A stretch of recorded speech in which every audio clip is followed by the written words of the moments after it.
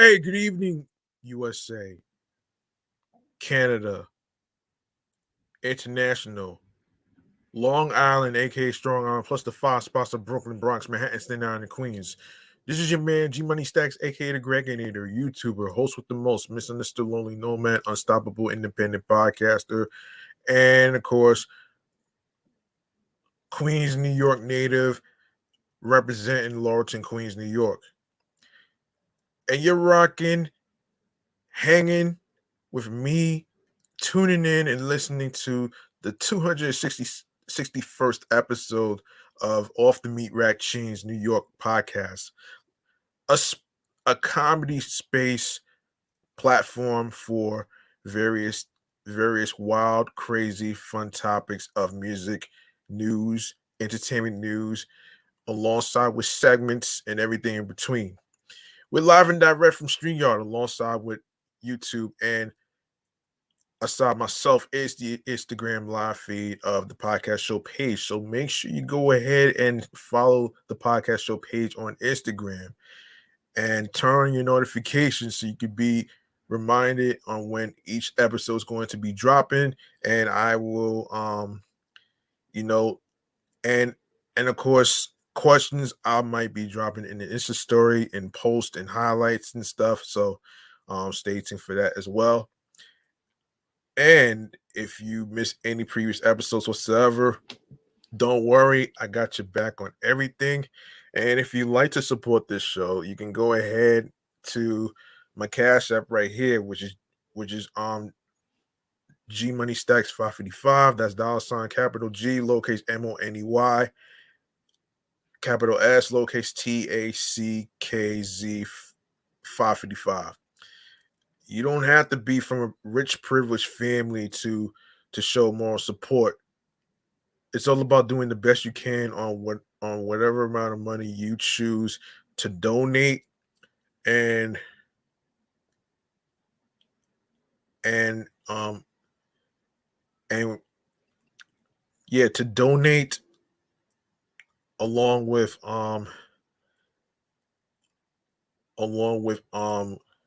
the donation you try to choose um with the amount. Don't worry, you can choose any amount. Any amount will be appreciated. That you desire will be appreciated. So anyway, um okay, so let's get to. All right, you can also, another way you can also support the show is to leave a 5-star rating and a review, and you can also do that as well. So please go ahead and do that on Podchaser, Podfriend, and of course you can share the episodes on Spotify as well. And for all the Spotify listeners out there, make sure you follow this podcast too, and along with my other podcast shows that I do. So make sure you follow those platforms as well. So yes. in the meantime, why don't we just go into, let's cut to the chase to the New York Mass Transit Files right here. We got some transit stuff that we need to get to right here. And I do apologize for delaying the episodes. It I had a late dinner, so it's it's on me. So you know what I'm saying. So uh, you also have to understand. I have to make sure that I am energized, and of course fully energized for you folks out there that's actually listening and stuff, so I can give you my all. You know what I'm saying. So yeah, so there you have it right there. Oh, let's get to this segment right here. New York Mass Transit Files.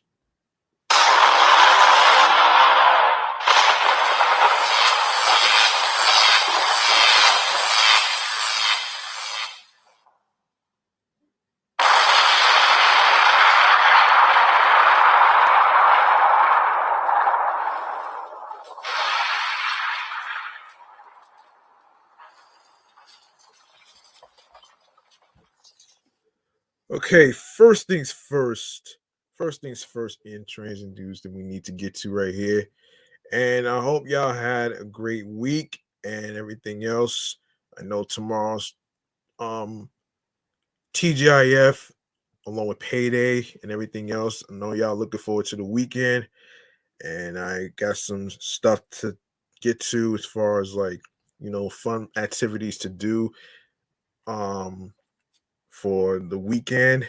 And starting next week, I'm going to actually have some fun activities to do for the week.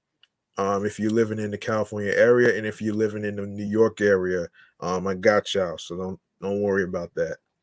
And okay, so first transit news has to do with the F and N train.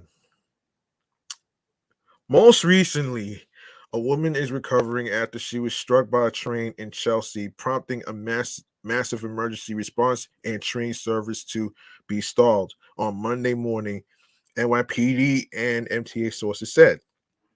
According to the NYPD, a woman who was on the railroad was stuck by the southbound F train as it rolled into the 23rd Street on 6th Avenue at approximately 10:54 a.m. on April 17th, while police sources state that they are still investigating exactly how the incident unfolded. They confirmed that the woman who has yet to be named was rushed to Bellevue Hospital by EMS, where she was reportedly in stable condition. Hmm.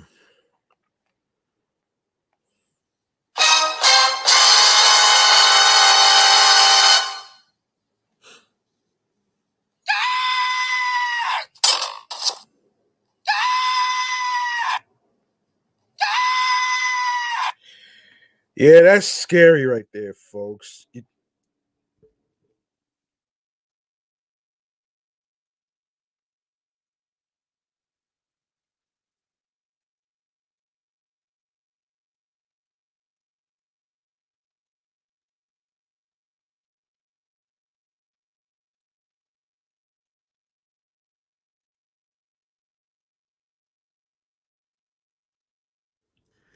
That's pretty scary, man.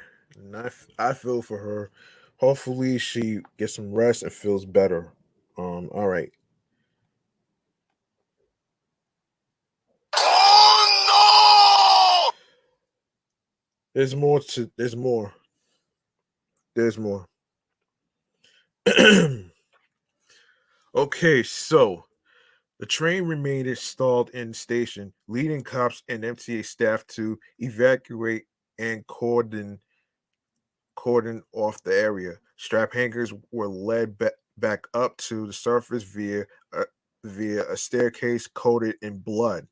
According to MTA sources, southbound F and M trains are running express from 34th Street, Herald Square to West 4th Street. Um. Okay. Next, we have we have the we have the Mets Willis Point LIRR. Before I go on to this topic right here, let me see who's in the chat right here, real quick. Let me see. Musket Scone. I appreciate you for viewing this. And and all right, let's keep going. So the Mets Willis Point station on the Long Island Railroad in Queens will now be open to passengers beyond Mets home games, the U.S. Open and special events at Flushing Meadows Corona Park. The LARR announced Friday that it is restoring 24/7 year-round service to the station on the Port Washington branch beginning on Monday, of course, April 24th, which already passed. Um, it's It's an effort not only to get more sports fans to take the train to the game, but also for residents in nearby Queens communities such as Flushing and Corona, Queens, to have another public transportation option rather than relying on the usually crowded 7 line. Previously, The LIRR provided 24/7 service at Met's Willis Point during the COVID-19 slamdemic to help New Yorkers reach the testing and vaccination sites at Citi Field, but the service ended as those sites closed. But when the station was open, customers provided feedback to the LIRR that they appreciated having the station available to them for regular commuting. MTA interim LIRR president Kathy Rinaldi added that the service's restoration will also help the LIRR deliver more eco-friendly ways for local residents to get around. Of course, with Earth Day around the corner, which already happened, we are excited to expand our eco-friendly footprint and offer customers more sustainable, convenient options to travel, whether to games, concerts, work, or other activities, said Rinaldi. The additional Mets Willis Point service implemented during the slamdemic provided an alternative mass transit option to Flushing, one of the most vibrant and diverse communities in the entire city. And we are pleased to be able to give people traveling to and from this area more opportunities to use the LIRR. Queensborough President Donovan Richards agreed with that sentiment, that adding that the 24/7 service at Mets Willis Point also helps lay the groundwork for the upcoming redevelopment of the Iron Triangle into a residential and commercial community. Last November, Mayor Eric Adams unveiled an historic plan for the transformation of Willits Point across 126th Street into a neighborhood featuring 2,500 affordable housing units, a 250-room hotel, and its centerpiece, a 25,000-seat stadium for the New York City Football Club, which currently splits their home schedule between Citi Field and Yankee Stadium.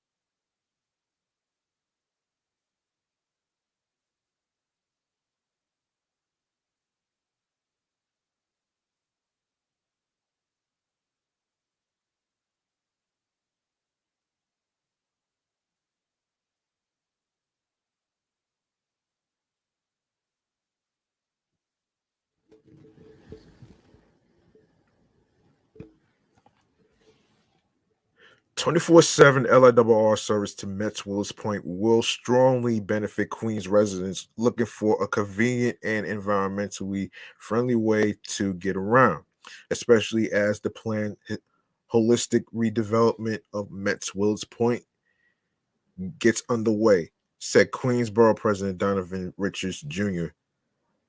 With much of Queens in a transit desert with limited to no access to subways, it's great that the LIRR is able to offer enhanced service along its existing rail network, excuse me.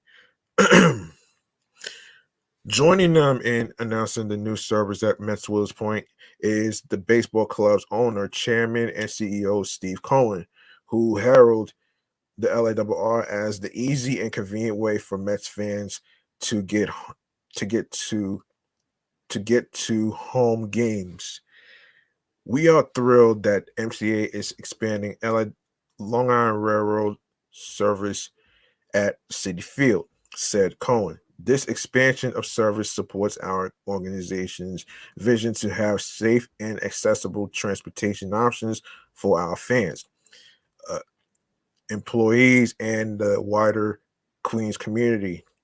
Starting on April 24th, which already passed already, the LARR will operate half-hour service at Met's Wills Point during most periods, with more frequent service offered during the morning and evening rush hours. The LARR will run extra trains as needed after major events at Citi Field, the Billie Jean King National Tennis Center, of course, home of the U.S. Open, and Flushing Meadows Corona Park. Extra trains will not be advertised on any schedule in events.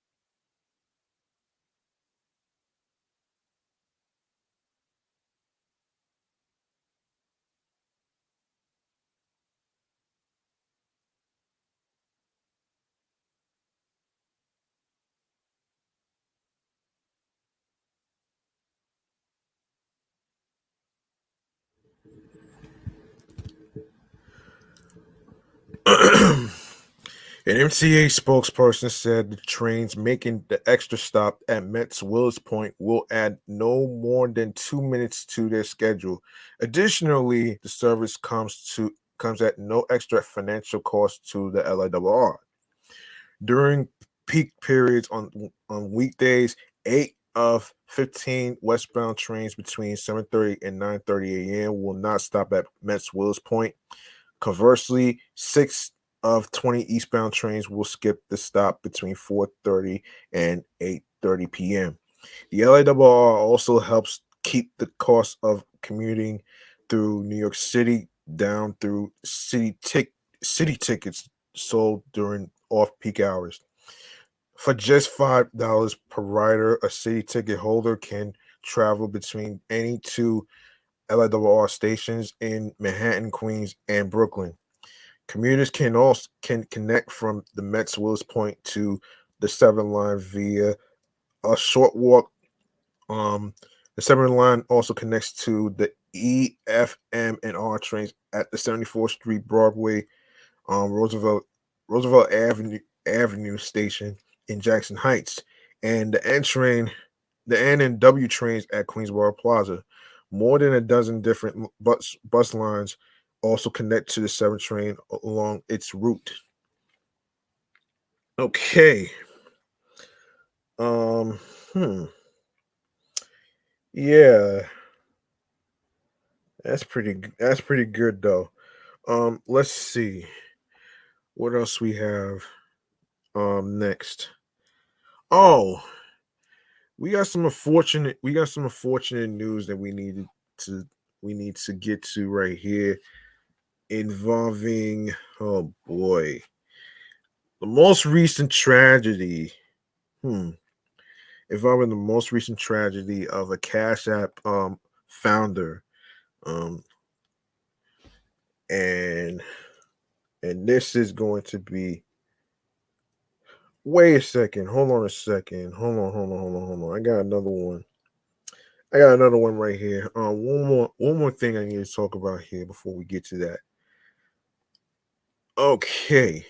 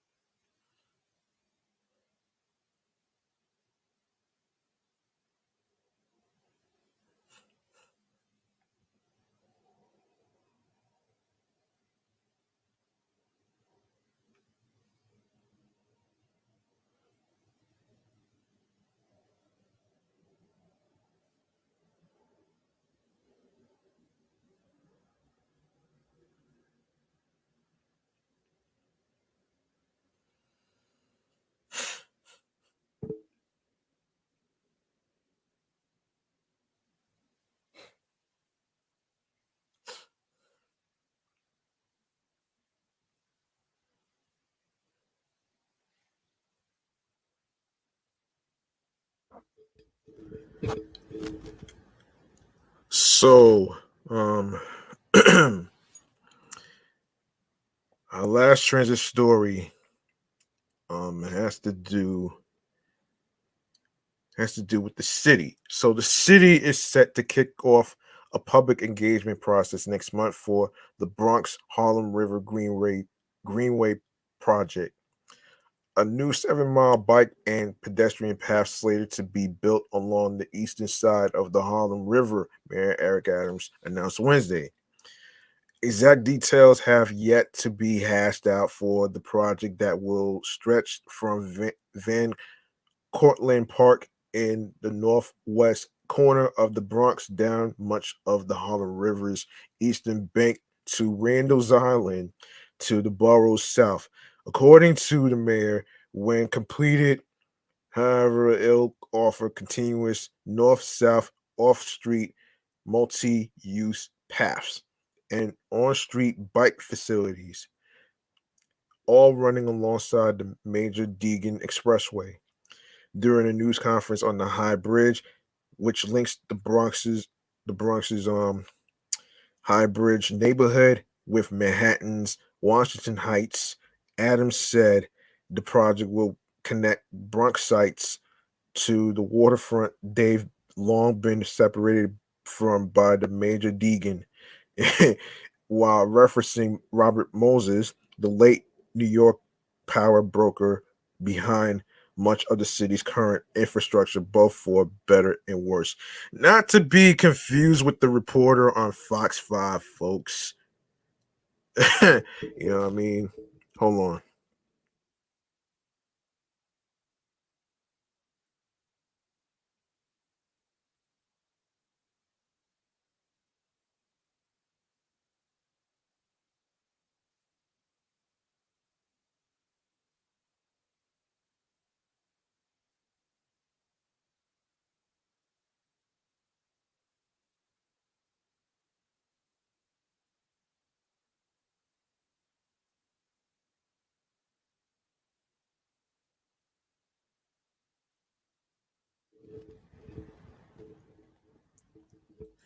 End quote.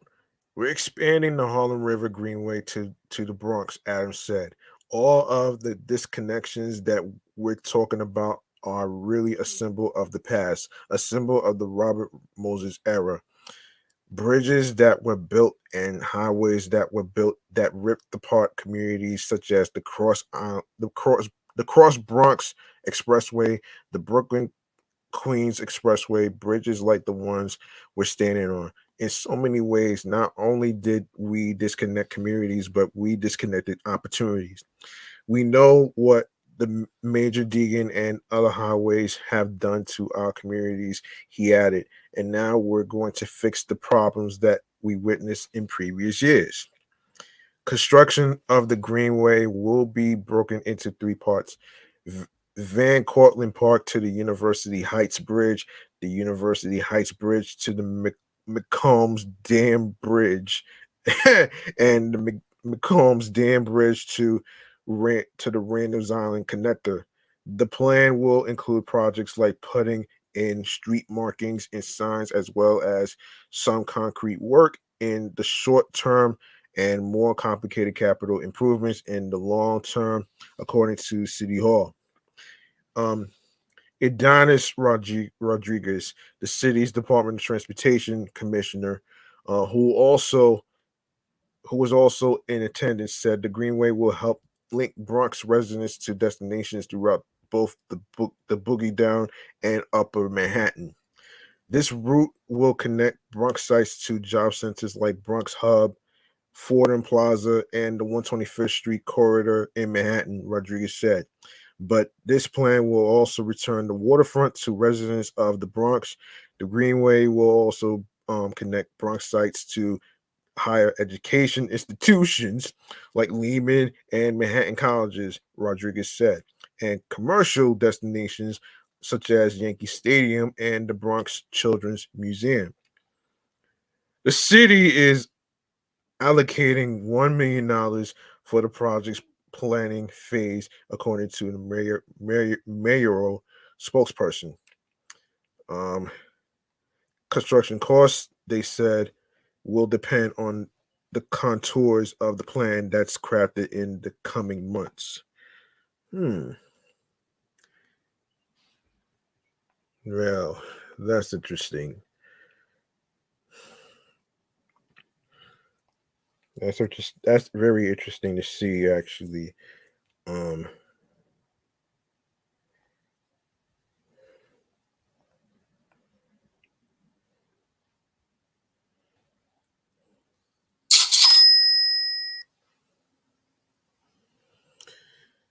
All right.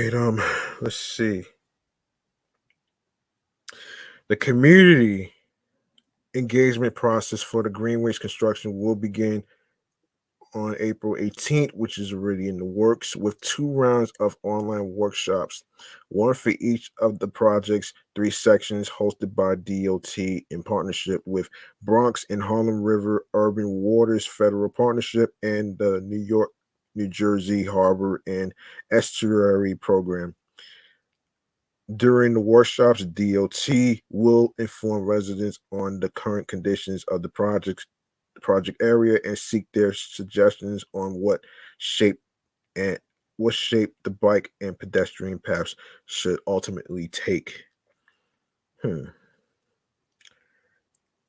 The second round of engagement sessions will take place this fall, and DOT will hold pop up events to engage the community during the spring and summer. The agency expects to publish a plan for the project's implementation next year. We want to hear from you on how you want to use your waterfront, Rodriguez said. Hold on.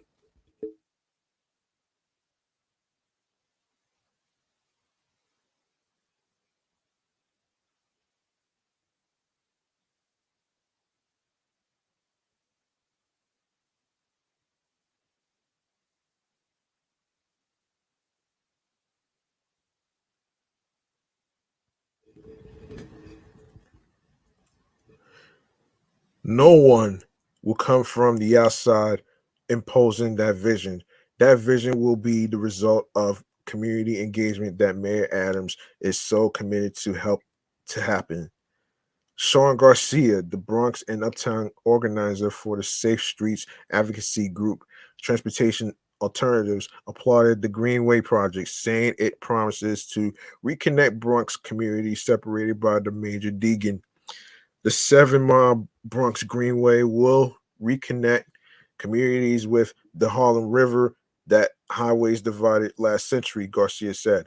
Today's announcement is a step towards reclaiming our waterfronts, expanding access to nature for all New Yorkers, and creating safe corridors for pedestrians and bikes. We hope to see more progress like this across our city. And of course, those wishing to participate in the community engagement process can do so by visiting the website nycdotprojects.info. So there you have it right there. Um okay, now we could go to some sad news. Unfortunately, the the founder of Cash App is dead. Um so let's get into chatting all the jazz right here, man. And this is just beyond, it's unbelievable, man. Let's get into it right here.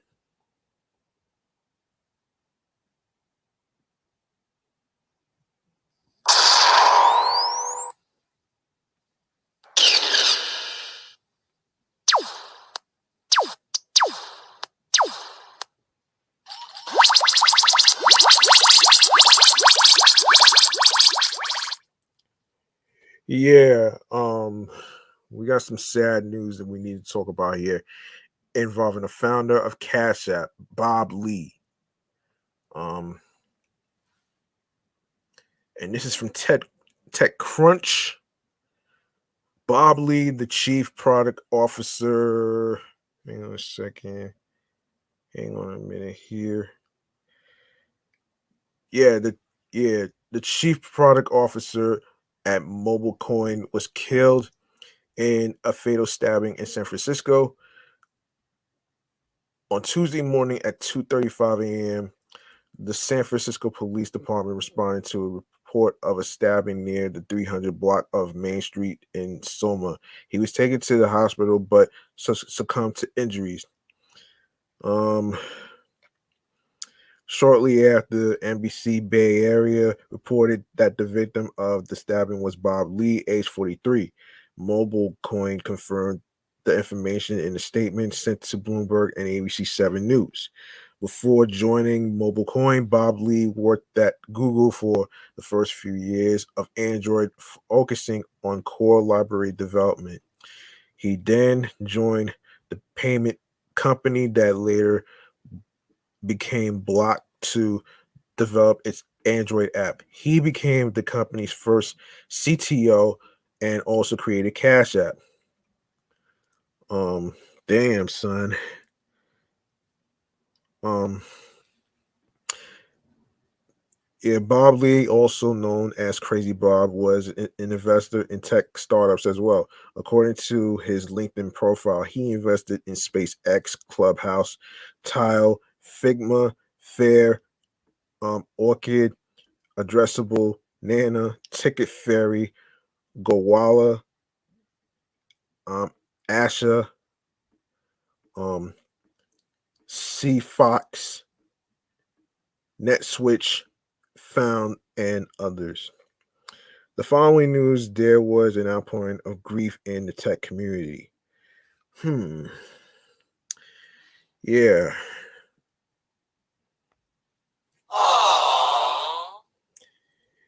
Yeah. The tech community. Yes. So it's real. Getting calls, heartbreaking. Bob was instrumental to Square and Cash App. STL guy Jack Dorsey, the CEO of Block, wrote on Nostr. So sad to hear of Crazy Bob's untimely passing. I met him in summer 2006. He didn't care that I was only 14, and we we talked tech and geeked out about programming. We remained connected over the years, and he was an early supporter of Figma. It's so hard to believe he's gone, Figma CEO Dylan Field wrote on Twitter. What a tragedy. I remember Bob's code that generates certain numbers. Bob's code is in Java, yet uses clever backtracking techniques to achieve the best performance among many solutions in all kinds of languages. Hinty Man wrote on Hacker News. No arrest was no arrest has been made in the case, and the San Francisco um, police department hasn't shared any additional details. Okay, so we got a little update on that one right here. So let's get to the update here. So yes, so hold on a second. Um, hold on a second here. Um, so as Nima Momeni appeared Friday in San Francisco Superior Court to face a murder charge. The wider public is asking, how did he know Cash App founder Bob Lee, and why would he allegedly stab him to death earlier this month? The answers weren't immediately made clear, as his arraignment was continued to April 25th of this week. Jeez. You threw your own life away to fucking stab somebody who is the founder of Cash App and other organizations, which is so unbelievable right here.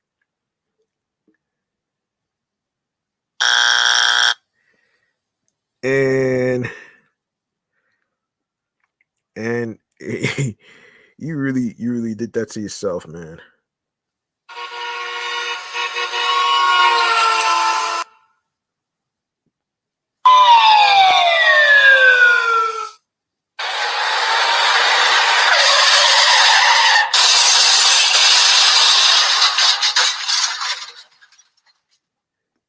Yeah, Yeah, so let's see. Let me see. Where was I? Okay.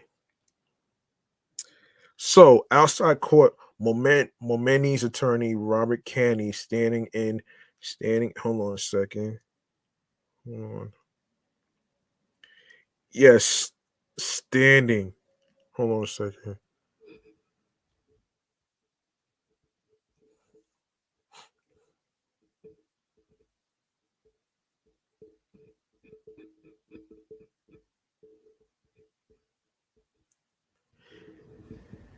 Yes, standing in for his sister Paula Canny refused to comment about the case. Momeni also declined a jailhouse interview where he is being held without bail.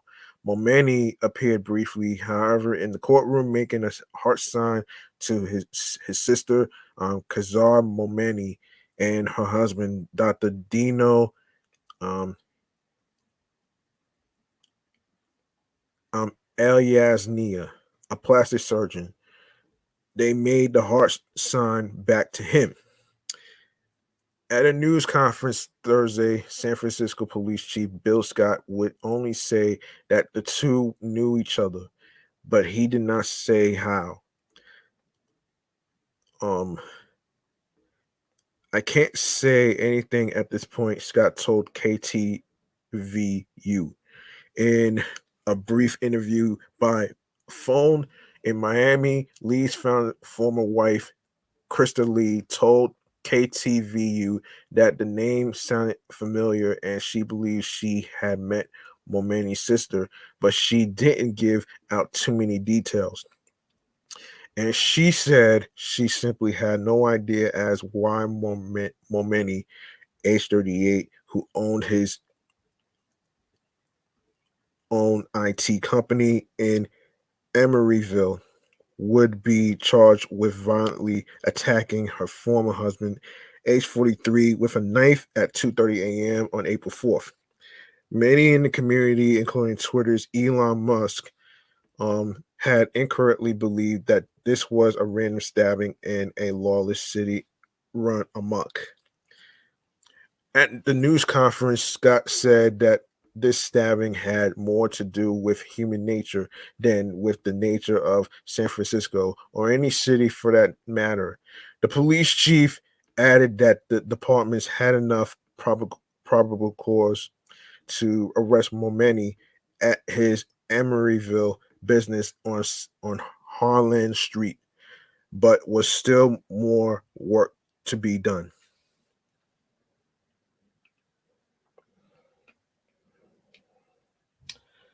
Um, Most of Momeni's neighbors described him as as generous and welcoming. They also said he liked cars, boats, and liked to party. He also has a minor criminal record. He worked at Expand IT, which provides computer services to companies. Sam Singer, a public relations expert, worked next to Momeni in the same building. The two visited each other's units, and Singer said Momeni offered him IT help if he needed it. Singer said within the last month there was a noise complaint in the morning about a woman screaming Momeni's name in the hallway who couldn't find his apartment, but nothing came of it. Meanwhile, Lee was well respected in the tech world. He was the former chief technology officer of Square, who helped launch Cash App. He later found mobile coin, a cryptocurrency, very hard to understand, and digital payment startup in 2021 as its chief product officer. His father, Rick Lee, wrote on his Facebook that his son worked hard, was extremely smart, and the type of person to give you the shirt off his back. Krista Lee said her former husband had lived in Mill Valley but recently moved to Miami to live with his father after his mother died. She, like others, are waiting for Momeni's arraignment to learn more about why someone would take the life of a man she still loved. And while there are many questions that still remain, Krista Lee said at least their children will now have a little more peace of mind. Yeah. So SIP to Bob Lee. Okay, let's get to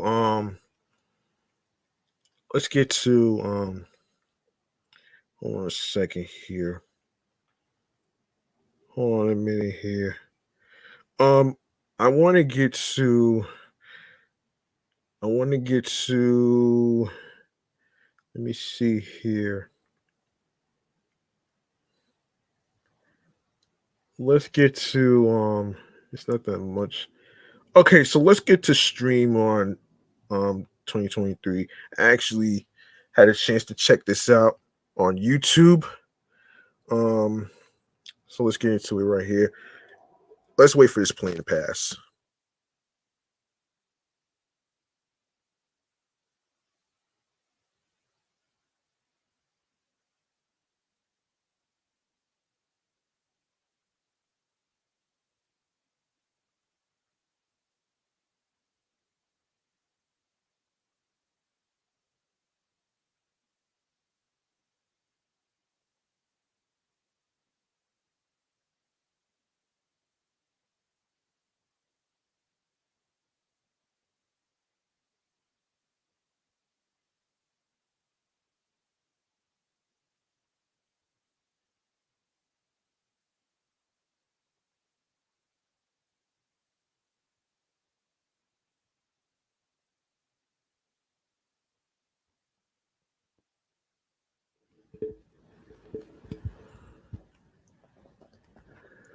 Okay, I did get a chance to check out stream on 2023 on YouTube, right? So let me fill you in on what that is. So this is hang on a second. Hang on one second. Um let me get the title of the episode for so you can get a better understanding here. Um okay.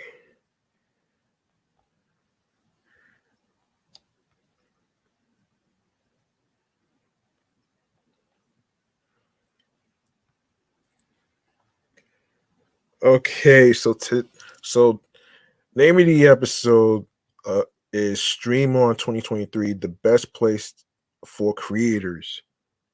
So, so let me fill you in on what it is about though. So, for artists, songwriters, video and content creators, podcasters, and fans from all over the world, join Spotify for our second Stream On event today in Los Angeles. Alex Cooper, Bill Simmons, Ed Sheeran, Emma Chamberlain, Jennifer Lopez, Glorilla, Halsey, Joe Rogan, the Jonas Brothers, Carol G, Luke Combs, St. Vincent, Sultana, and other luminaries mixed with Spotify team members to share announcements and inspiring stories and take part in hands-on demos of new artists, tools, and creative resources coming to the platform. Stream On is about all the ways we are bringing Spotify to life and letting creators at all stages of their careers know that we are open for business. Spotify founder and CEO Daniel X said, "We are focused on building the best home for them, a place where they can establish a career, thrive, and grow, and where the world can be inspired by their creative creativity. Creativity. Um, and that's what we've been doing for almost 17 years, building, improving, and reimagining this home to better meet creator needs and help them chart new pathways to success. From new app functionality to a holistic one-stop shop for podcasting to more opportunities for artists to engage with their fans stream on further cements our commitment to the creative community. As we look to the future, we are excited to expand that ambition to even more creators across new formats. We're enabling more creativity, discovery, and personalization than ever before by providing the best resources, support, and interactivity, Daniel said. Helping fans discover creators and artists. We've unveiled one of the biggest evolutions since Spotify's inception, a new dynamic interface on mobile, um, built for deeper discovery and more meaningful connections between artists and fans. With this new experience, we're giving fans an even more active role in the audio discovery process and giving creators even more space to share their work. Powered by advanced recommendations, new visual canvases, and a completely new and interactive design, the new interface is making discovering new audio easier than ever before and helping introduce users to their next favorite artist, podcast, or book. It's all about closing the distance between creators and fans and setting the stage for long-term lasting connections that reach beyond viral success.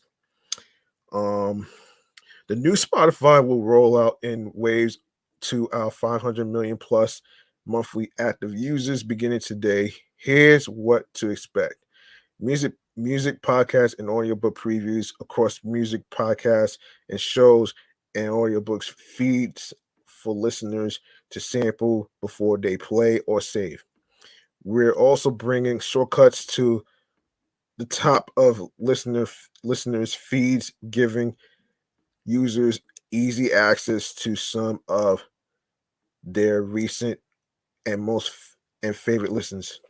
New feeds for discovery on search that will allow users to quickly and easily explore personalized short canvas clips from tracks across some of your favorite genres. Users can easily save the song to a playlist, follow the artist, or share it with friends, all from one place. Looking for something else? Explore related genres using the hashtag within the feed, all with the goal of making discovery even easier. We're also bringing this feature to popular playlists like Discover Weekly, Release Radar, New Music Friday, and Rap Caviar, inviting users to preview tracks on a playlist before diving in. Just like with music, we're now serving autoplay, for podcasts. When a podcast ends, another episode that fits the user's taste and is relevant will automatically start playing. More to love. Hold on.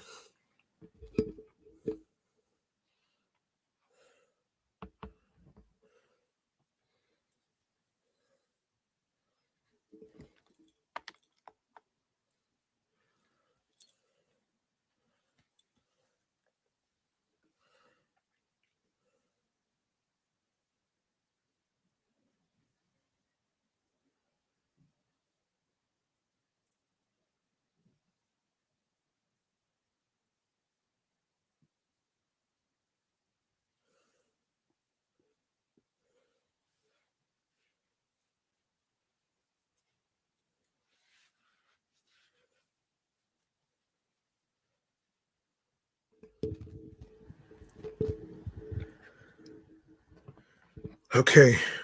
Um yes, more to love with our personalized AI DJ that transforms how listeners hear and discover the music they love. Um I'm going to do a particular topic um involving AI and the music industry, and of course Drake was upset. I'll talk about that in a future episode, and I'll try to see if I could get somebody who's also a music artist to get their take on how they feel about this, because it's like, I don't know, man. I'm gonna save my thoughts on this in a future episode, so I'm just gonna save that for now. So anyway, so Smart Shuffle, the easiest way to breathe new life into custom curated playlists with just the tap of a button. Spotify recommendations drive close to half of all users' streams. And when listeners decide to follow a creator they listen to, on average, 5 times more of their music, said um, Gustav Soderstrom, Spotify co-president and chief product and president and excuse me, technology officer. Um Hold on.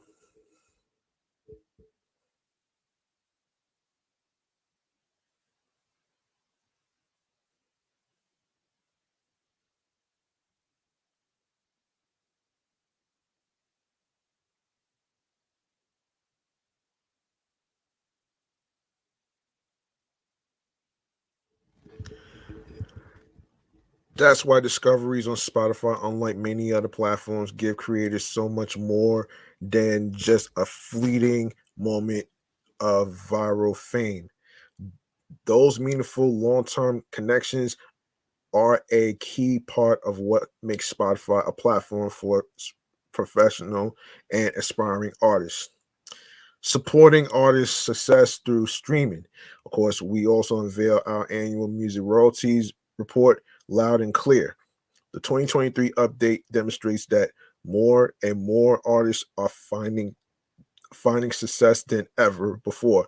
The number the number of artists generating 1 million plus as you know no $1 million plus, as well as those generating $10 million plus, has more than doubled over the past 5 years.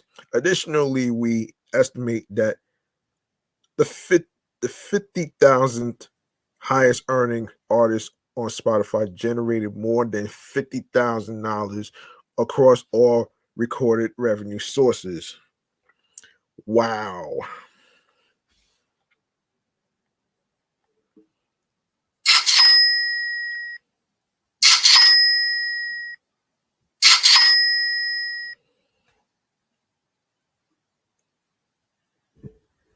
Okay, all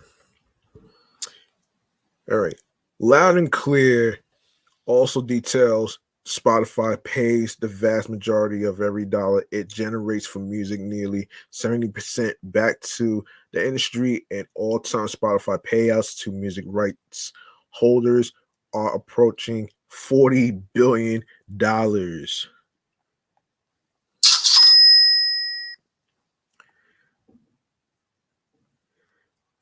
Of course, enabling audience development for artists through new and enhanced tools. So So we're always building up our suite of tools to help artists find the fans who love their music most. Here are a few of the new features they will soon find in the campaigns section of Spotify for artists. Of course, Marquee is a full screen sponsored recommendation of a new release that's focused on reaching listeners who have shown interest in an artist's music. On average, Marquee is 10 times more cost effective at getting listeners to stream music on Spotify than ads are on the most popular social media platforms. Discovery Mode is a tool through which artists and their team identify priority songs, and Spotify will add that signal to the algorithm that shape personalized listening sessions. Today, Discovery Mode is directly available within Spotify for artists and is accessible to a wider range of artists and their teams, including thousands of independently distributed artists and labels. Showcase is a mobile card on our brand new home feed that will introduce an artist's music, whether a new release or catalog, to likely listeners. We're just starting to test Showcase with artists and labels, and will make it more widely available in the near future. We also shared more details on the next revenue line will enable to help artists grow merchandise and live events. So, new concert and merch discovery tools will help make sure concert goers never miss another show. Listeners will begin to see merch offers and concert listings in far more places across the app. If a show catches a fan's eye, they can tap a new interested button to save the listing to their own calendar in the live events feed. Users can adjust their location and browse concerts worldwide, all personalized to their taste. Spotify is also expanding its fans first program to include more artists, ensuring top listeners receive emails and notifications that give them special access to concert pre-sales and merch exclusives. Um,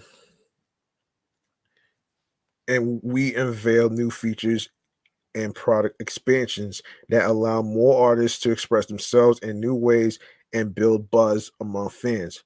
These include Spotify Clips, which lets artists add 30-second videos to their artist profiles and album pages so fans can go deeper into their stories while they are listening, and countdown pages, which provide dedicated space on an artist's profile and Spotify's home feed for fans to pre-save albums, see exclusive videos, pre-order merch, preview track lists, and watch the timer count down to a new release.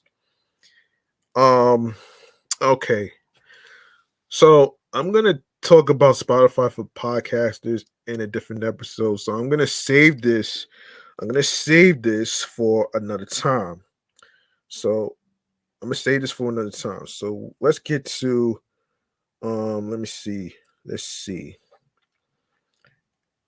We are going to get to we're gonna get to okay, let's hold on.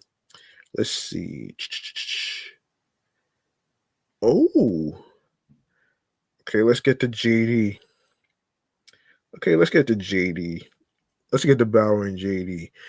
Um, this is a weird comparison that he said in a recent interview. So Bow Wow has had a complicated relationship with Jermaine Dupri, aka JD, throughout the years, and it's one he compares to a couple of Star Wars characters. The Ohio native joined the Baller Alert show for an in-depth conversation shared on Thursday, April 6th, during which he got into his current situation with JD and explained why their relationship is where it is. Hmm. Um, we had a conversation not too long ago. I'll keep that there. Bow Wow began. We spoke our piece not too long ago, face to face, and then he did the Breakfast Club interview, and I saw that and immediately hit him. Um, we made a little pact that we ain't even gonna speak on this. Um, he continued, it's like Obi-Wan and Anakin. That's me and him. It's the OG that know it all, been through it all, got the years, got all the recognition, and then Anakin, who then turns to Darth Vader later, was the young protege of Obi, always the one ready to get out there and get it cracking. Then Obi is like, "You are not ready." They always butt heads because they're so much alike. That's the story of me and JD. Same type of situation, same type of person, different outlooks on certain things. We just better apart, he concluded. Last year, Bow Wow told fans during a Twitter Q&A that he wished he never signed to um, Jermaine Dupri and instead just stayed with Snoop Dogg. He then named his 2005 song "I'm a Flirt" as the track he was most pop the track he was most proud of because it was it was without JD, and it was um and it went number one without JD. He added, and I wrote it without JD. My whole career, I had to overprove to folks I'm not to be played with.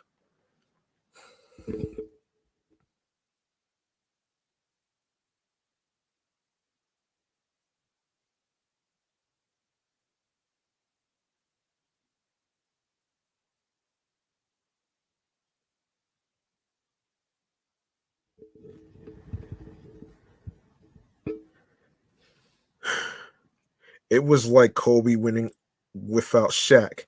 Even JD told me, if you think you can do it without me, then do it. Well, I did. Bow continued to tweet things such as, I just wish I stayed with Snoop, and admitted he and Jermaine Dupri have no work chemistry. He added, I ain't worked with that boy in years. He do him and I do me. A few months later, Bauer discredited JD's claim that 106 in Park was his idea, leading to fellow social deaf artist DeBrat calling him out for being so rude and disrespectful. Ultimately, the pair had a conversation offline to hash it out, but Brat's post remains on her Instagram months later. Ah, man. I don't know, man. The funny thing about the shadiness in the music industries and stuff like that, it's like, man, it's like it's always it's always somebody doing a music artist dirty, but shit happens. It is what it is. So, yeah. Okay. Now I don't have too much to add on chatting on the jazz, so we're gonna do a little something a little early. Um, little something a little early that I like to call um hang on a second here. That's not what I meant. Okay, we're gonna get into the movie Man Cave Popcorn. So let's get into it right here, right about now. And this is pertaining to a biopic. Um, hold on.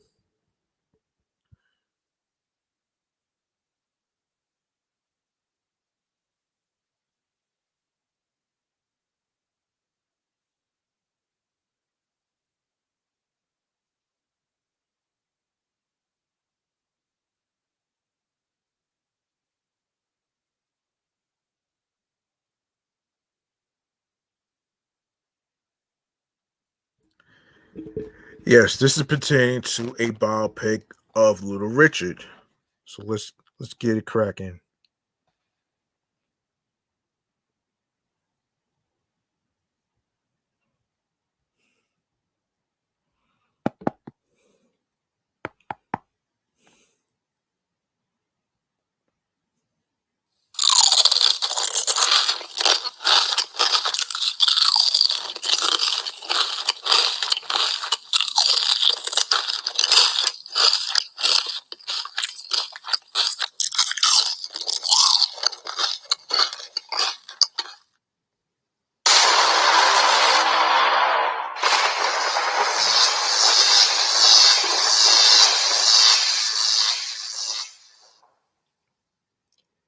Yes, so there is a biopic involving Little Richard. Now, I didn't know about this though. I don't know too many people who knew about this, so let's get into it right here. So, let's see. So, actually, yes. So, um, anyway, so Connecticut is set to declare Sunday, April 23rd, 2023 as Little Richard Day in honor of the late performers and comparable contributions to the history of music in America.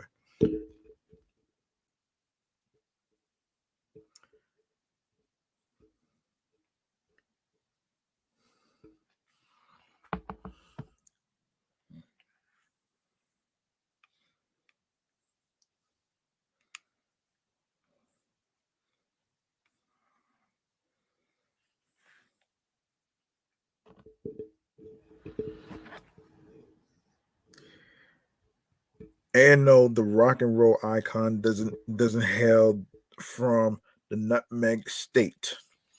He was born in Georgia and lived in California, Tennessee, and other ports of call until his death in 2020.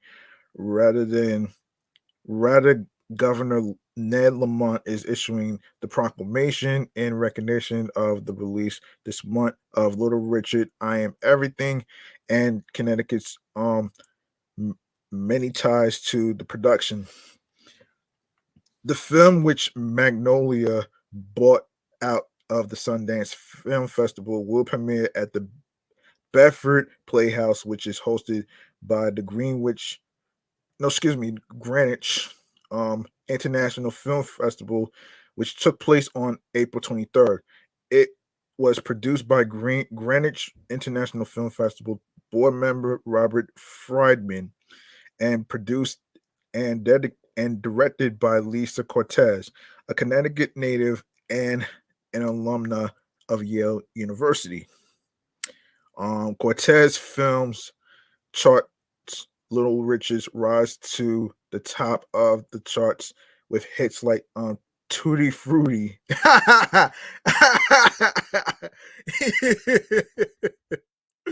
Oh shit.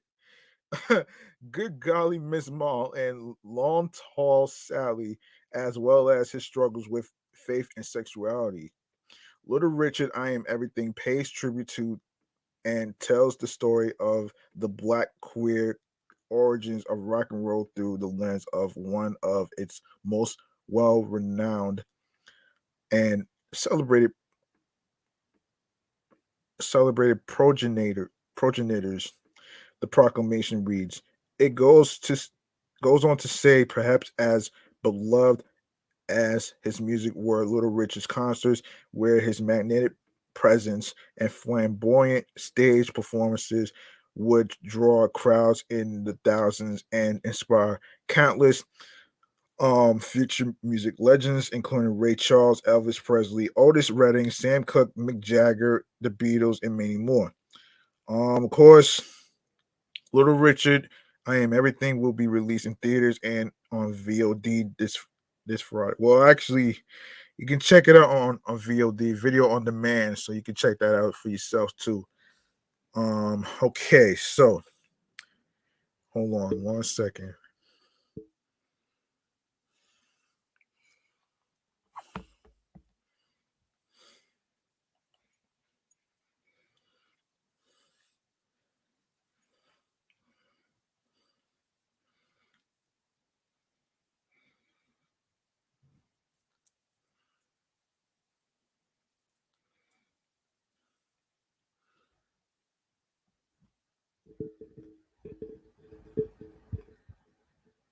Okay, next. Why is Peter involved in this? Why is Peter involved in this? Let me fill you in. So this is from Movie Web. Of course, of course, some things like beef patties are better left in the 90s, Peter says, asking Kenan and Kel to change the menu for the Good Burger sequel. Yeah, I don't know about that one. So after it was announced that Kel Mitchell and Kenan Thompson will reunite for Good Burger 2, a demand for the fictional burger joint's menu to switch to meat-free options has been presented by PETA. The organization, whose name is an acronym for People for the Ethical Treatment of Animals, publicly released a letter to, oh boy, publicly released a letter. Hang on a second here. Yes, publicly released a letter to Mitchell and Thompson addressing the pair's plan to make the Good Burger sequel, pointing to the treatment endured by cows and other animals that are raised and killed for food. Peter believes the filmmakers behind Good Burger 2 can put out a strong message by going vegan. Look, man, let me just say this. Let me just say this right here, man. being vegan is not for everybody, okay? And I don't understand why Peter is involved in this, but these are filmmakers. These are actors and the people like directors and producers and filmmakers, they're the ones in charge of that shit. Peter is not in charge of this shit though. You feel what I'm saying? Like Peter needs to go fucking sit down somewhere, man. Like they always want to find something. They always want to find something to complain about, man. Like seriously, like cut it out, man. Like this is really getting on everybody's nerves right now. And I hate to say this is really getting on everybody's nerves right now. And and I have to say that this is just to me, this is like a to me, this sounds like an epic fail to me, man.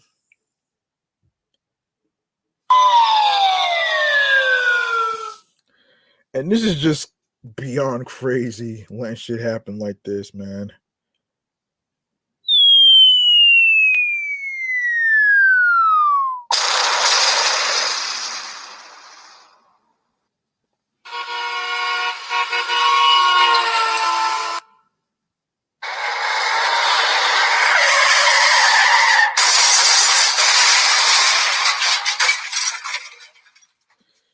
Yeah, this is crazy, man. Anyway, man, sit down somewhere, Peter. Um, okay, so welcome to Good Burger, home of the vegan burger. Can I take your order? That's what we at Peter have in mind for Good Burger 2, reads the letter penned by Peter, Associate Director Lauren Thomason. Some things like beef patties are left better are better left in the 90s. And if Good Burger has any hope of surviving new competition in 2023, its menu will abundantly feature animal free offerings, including meat free burgers, dairy free shakes, and of course, a special secret vegan sauce. Like, really?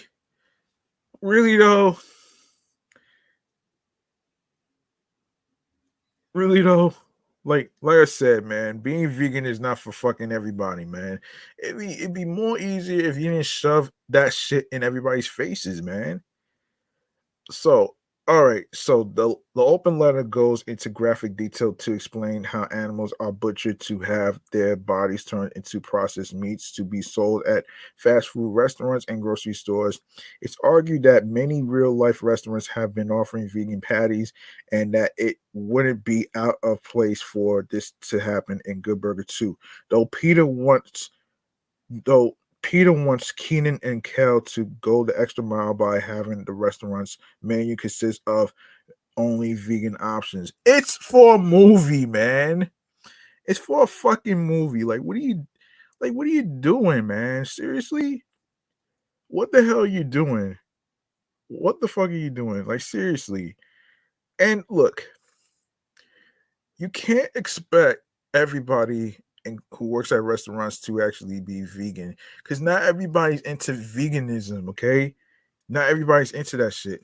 The same way not everybody's into what is it? The same way not everybody's into starving themselves for 30 days. Nobody's into that shit, man. Like seriously, Peter, go fucking sit down somewhere, man. All right, so offering to meet with the filmmakers to assist with production, the letter concludes given that the meat and dairy industries are causing the senseless suffering of billions of animals, destroying the planet and wreaking havoc on human health, you, Keenan and Kel, please use your influence to ensure that the sequel promotes kindness and sustainability within all vegan restaurant in the film. No, no ball. Yo, seriously, this is kind of ridiculous right there. It's fucking ridiculous. Anyway, man, the Good Burger sequel will feature Kel Mitchell and Kenan Thompson reprising their roles from the original film. Now, Mitchell's ad is running Good Burger, and Thompson's Dexter um comes crawling back looking for a job after coming down on his luck. According to a synopsis, Dexter comes up with a plan to help get back on his feet, but unfortunately puts the fate of Good Burger at risk once again. It's not yet clear when Good Burger 2 will be released. And of course, I'm not gonna read what this shit says, man. This is fucking ridiculous anyway, man. Anyway, moving on to the next one, man. Peter, go fucking sit down, man. Really. And speaking of go sit down, let's get into Denzel Washington. Finally, Denzel Washington is in final negotiations to join Ridley Scott's upcoming Gladiator sequel, retaining after 2007's American Gangster. And this is from Variety. If the deal closes, the two-time Academy Award winner would join newly minted Oscar nominees Paul Mescal and Barry Keoghan, whose participation in the Paramount Pictures film broke Thursday. Paramount has dated the film for November 22nd, 2024. David Scarpa is penning the script for the sequel, which Scott will direct and produce with Michael Pruss via Scott Free, as well as Doug Wick and Lucy Fisher via Red Wagon Entertainment. Executive producers are Walter Parks and Laurie McDonald. Also returning from the original film are cinematographer John Matheson, production designer Arthur Max, and costume designer Genty Yates. So the sequel follows 2000's blockbuster hit Gladiator, which was nominated for 12 Academy Awards and won 5, including Best Picture. It earned $460 million at the box office. Wow.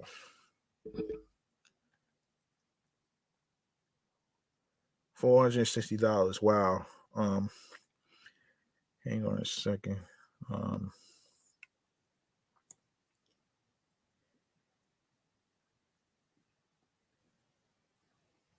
460.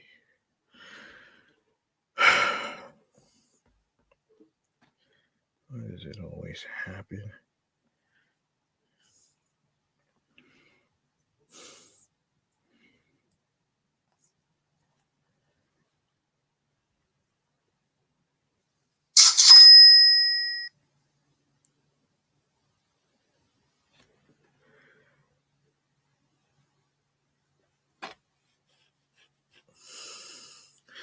Okay, so the film starred Russell Crowe as Maximus Decimus Meridius, a Roman soldier forced into slavery who vows revenge against Commodus, played by Joaquin Phoenix. Since Maximus dies at the end of Gladiator, Mescal will play Lucius, the son of Maximus' lover Lucilla, Connie Nielsen, in the sequel. And Keoghan is in negotiations to play Emperor Geta. Washington's role is being kept under wraps. So Washington most recently starred in the tragedy of Macbeth, a performance which earned him a 9th Oscar nomination for acting. He has 10 total, including a Best Picture nod as producer of Fences. He'll next be seen in the upcoming Equalizer 3, which is set to be released later this year by Sony, which is going to be sometime in the fall. I actually saw the trailer for Equalizer 3, which is kind of like the final chapter of the movie. So y'all can look at the Equalizer 3 on YouTube and everything else in between. So news that the A-list actor will join Scott's buzzy sequel shouldn't come as much of a surprise considering the critical and box office success. Their first collaboration, American Gangster, which earned more than $265 million at the box office, netted nominations at the Golden Globes and SAG Awards, and also starred Crow. How about that?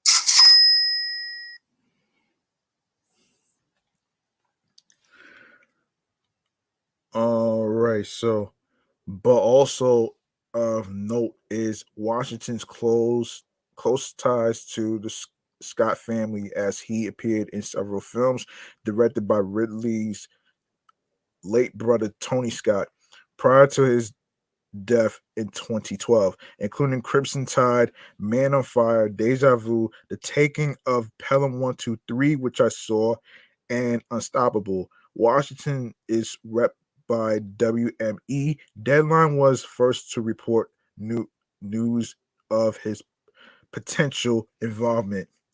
Okay, so let's get into let's get into so that's pretty good on that one right there, man.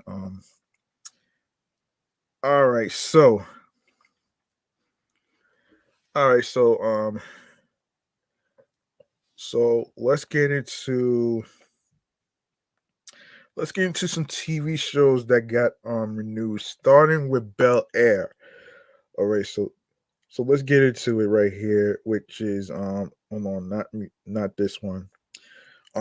Yes, so this is TV show checkouts, and this is pertaining to Bel Air and all the other TV shows that got renewed. Um, so let's get into it right here.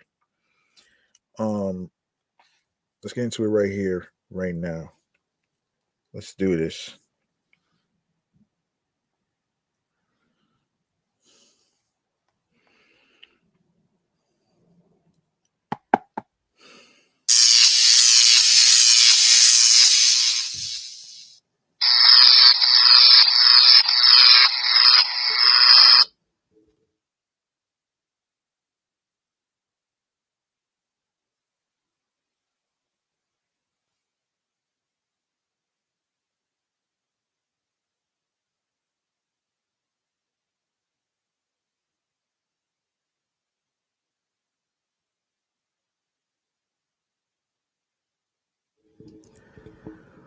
Okay, starting with Bel Air.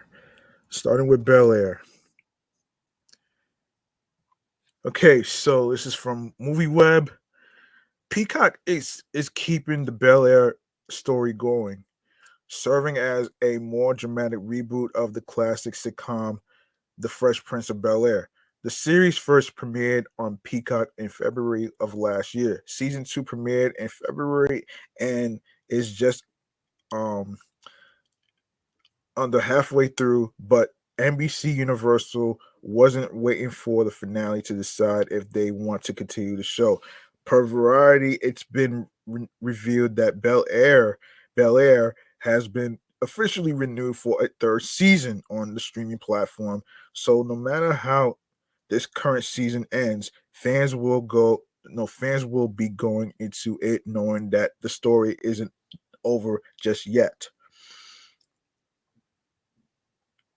Um The show has been a big hit for Peacock in terms of viewership, as it debuted as the most streamed original series that's been introduced on the streamer app. No, excuse me, streamer up to this point. Season 2 must be maintaining that high viewership for the renewal order to come in after just 4 of the season's 10 episodes have premiered.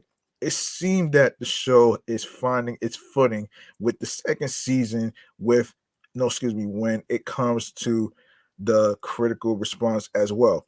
While the first season had reviews that were a bit more mixed, its second season landed at 90% at Rotten Tomatoes, a considerable bump um, from the season one score of 66%.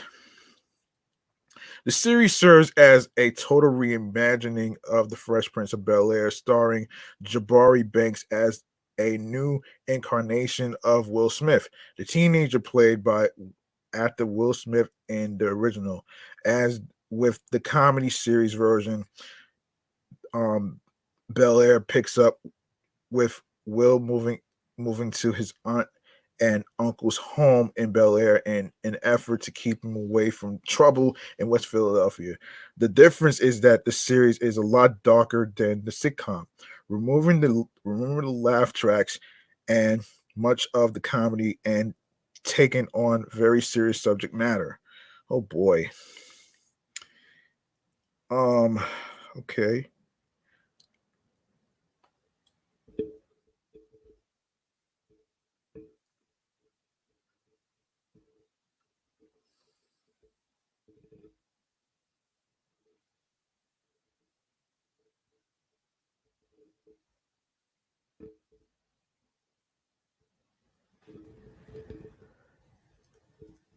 The series began its life as a parody trailer on YouTube. Filmmaker Morgan Cooper created the mock trailer, likely not expecting it to ever be made into a full-fledged series. The full the full trailer is a lot like how the show turned out. Imagining the events of the Fresh Prince of Bel Air if the show were a gritty drama. After going viral, the video got the attention of Will Smith, who wound up being so impressed that he met with Cooper so the two could collaborate on turning Bel Air into a show for real. Along with Jabari Banks as Will, the series also stars Cassandra Freeman as Vivian Banks, Adrian Holmes as Philip Banks, Oli Sholoton as Carlton Banks, Coco Jones as Hillary Banks, Akira um, Akbar as Ashley Banks, Simone Joy Jones as Lisa Wilkes, Jordan L. Jones as Jazz, and Jimmy um, Akingbola as Jeffrey Thompson. Of course, you can find Bel Air streaming on Peacock. Okay, let's see what else we have here. We have a whole list of before I even go to the rest of the before I even go to the rest of um the TV shows that got renewed, let's get into the Red Bull let's get into the Red Bull thing. Hold on a second. Yeah, let's get into hold on a second. The wait, I saw the Red Bull thing. Hold on a second. Um yes, here it is. So okay, so Red Bull 1520. All right, so and this is from redbull.com. Red Bull officially debuts Red Bull 1520, a new YouTube channel dedicated to hip hop programming from the world of Red Bull, featuring beats, bars, and live performances from rap's next movement. Informed by the artists and movements born from the last 50 years of hip hop, but focused on the future of the genre. Red Bull 1520 pays homage to the culture through programming, starting with the debut of a new monthly hip hop music series, Red Bull Spyro. Based on the popular Japanese format, Red Bull Spiral invites 3 to 4 MCs to Red Bull's Los Angeles recording studio to collaborate on a one of a kind cipher.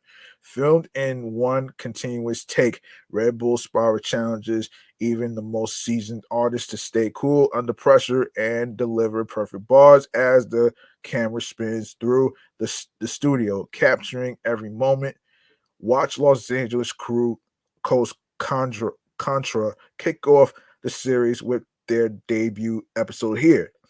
And look out for upcoming drops featuring Ken the Man, Kalan dot FRFR, um, Baby Tate, LaRussell, Buddy, Nana, and more. We definitely had to take our time and approach this like a show, says Roz Austin of Coast Contra. Freestyles keep us sharp and maintain a certain level of hunger. Otherwise, we could get complacent and dull. It's a challenge, but we wanted to make it as fun of an experience for the viewers as we could. Of course, new episodes of Red Bull Spiral will launch monthly on Red Bull 1520. Subscribe to Red Bull 1520 and get access to exclusive music content, behind the scenes clips, and artist features you won't want to miss. Okay. And all right, now we can get to the whole list of TV shows that got renewed. All right. So, huh, and this is from etonline.com.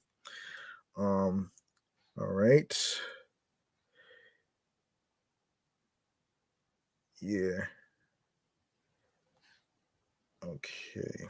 A second here. All right. So let me see who's in the chat before I go on. Let me see this. This is the subject change. Thank you for joining and watching and viewing this. Thank you very much. Appreciate you right here. Let's see. Okay, so it could be over.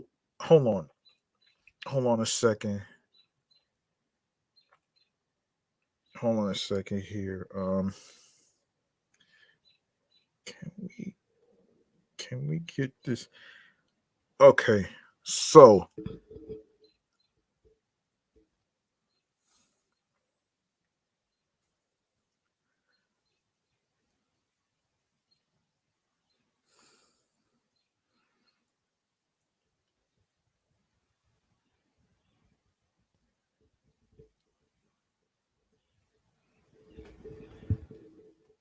it's time to find out if your favorite network TV shows are canceled or renewed. It can be overwhelming keeping up with what's coming back and what's not, which is why ET is your one-stop shop for all the latest at ABC, CBS, the CW, Fox, and NBC. Just in the past several months, a flurry of network shows have been unceremoniously canceled. Of course, obviously, Fox's Monarch got canceled or opted to end their multi-season runs. Of course, the CW's The Flash, which is on its last season of season 9, and ABC's. Hold on a second. ABC's A Million Little Things is on its last legs, and it's on its last legs, while others were lucky enough to earn early renewals. CBS FBI franchise. Hold on a second. CBS FBI. Hold on a minute. Hold on. Yes. CBS's FBI franchise and The Equalizer or Surprise Resurrections. NBC's Magnum PI. Only time will tell for other shows hoping for good news. And with the growing number of streaming shows, we've also created an easy to navigate canceled renewed guide tracking all of the major streaming titles such as Apple TVs, Apple TV Pluses, The Morning Show, Disney Pluses, MCU, Paramount Pluses, Yellowstone franchise, and more. So head on over there for the latest intel. As pickups and cancellations continue to roll out over the next several months for the network's primetime programming, we'll update this list regularly with all the latest news. So to keep up to date on all things renewed, canceled, or on the bubble, bookmark this page and check back here often to learn whether your favorite network shows were picked up or banished to the TV graveyard. Ooh, interesting.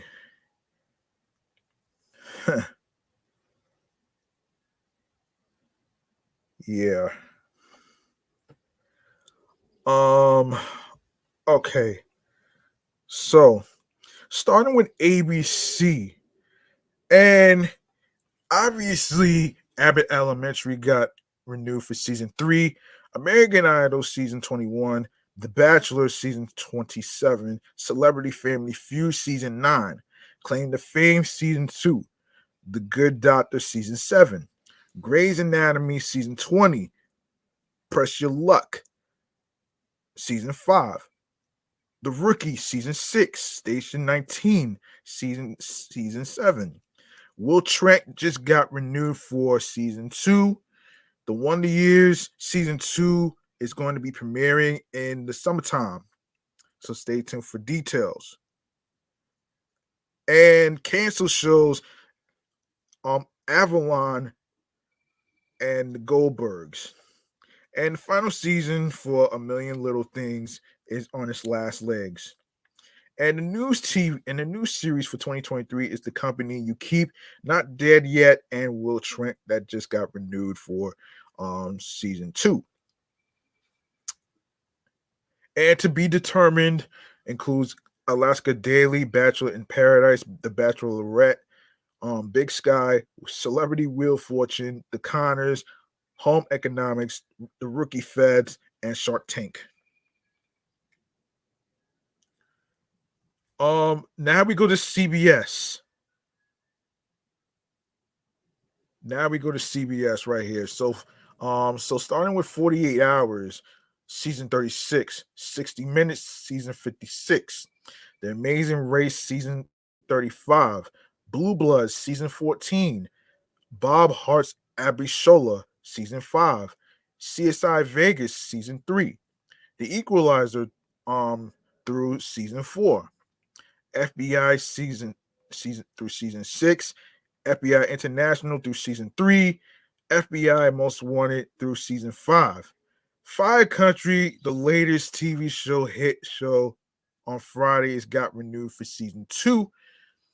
Ghost season 3, Lingo season 2, NCIS season 21, NCIS Hawaii season 3, The Neighborhood season 6, So Help Me Todd season 2, Survivor through season 46, Tough as Nails season 5, Young Sheldon through season 7. And a little side note here about SWAT. SWAT got renewed for season 6. I just saw it on Deadline actually. So it got renewed for season 6, so don't worry. It didn't get canceled, so don't worry about that. And of course, the final season goes to NCIS Los Angeles. New series for 2023. Obviously, I did check out True Lies, which is based on the movie. Um, the Never Game starring Justin Hartley for 2023 through 24. To be determined is East New York. As I said, SWAT got renewed for season 6, so it's not gonna be. I'm not gonna say it's to be determined, but it got renewed for season 6. So there you go, right there. And for the CW, by the way, and the only show that got renewed is All American season 6.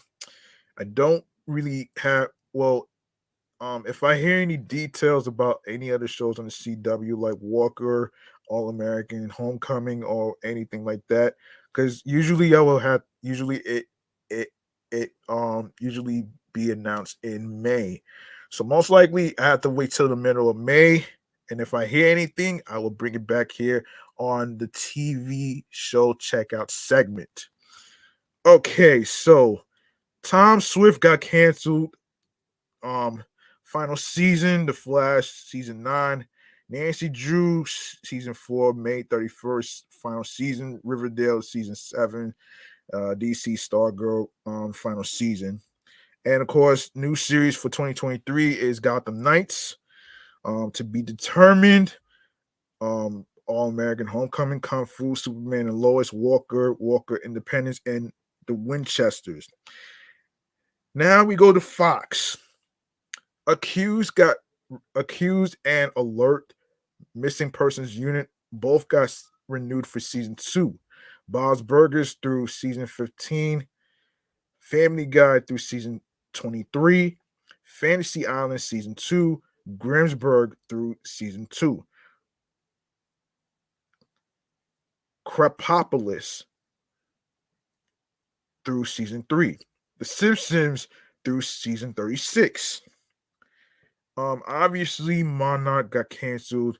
The Resident got canceled after 6 seasons. And yes. So 911 Lone Star, Call Me Cat. The Cleaning Lady got renewed for season 3, actually. The Great North, Housebroken, you think you can dance. Welcome to Flatch is under the to be determined. NBC, here we go. American Auto season 2. Chicago Fire season 12. Chicago Med season 9. Chicago PD season 11. Grand Crew season 2. La Brea season 3. Law and Order season 23. Law and Order Organized Crime season 4. Law and Order SVU Special Victims Unit season 25.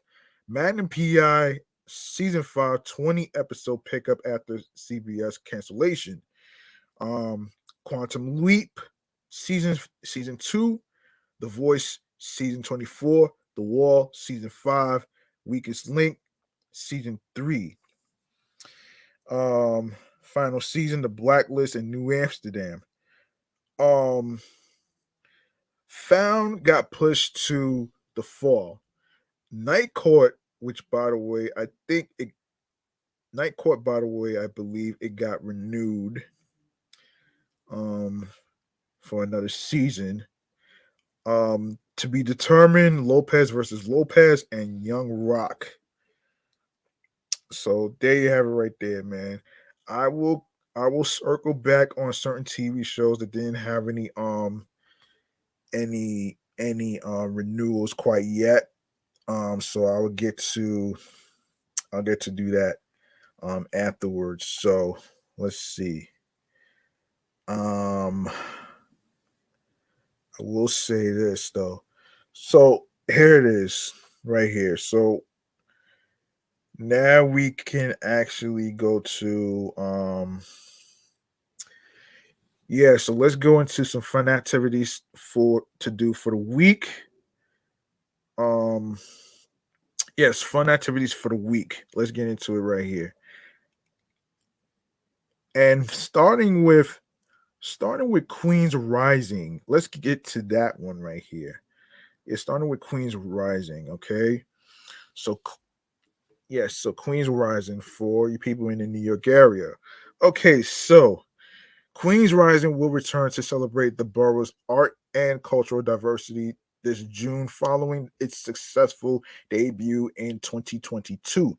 Over 100 organizations have partnered with Queen's Rising to put on more than 300 events throughout the month. There's no place like Queens when it comes to arts and culture, said Queensborough President Donovan Richards.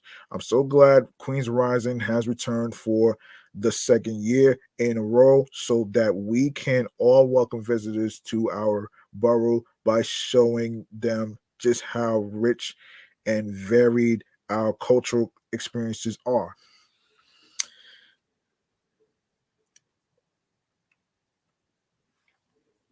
We hope you come and enjoy the many fun activities we have in store for you. Bring your friends and family and have a vibrant summer in the world's borough.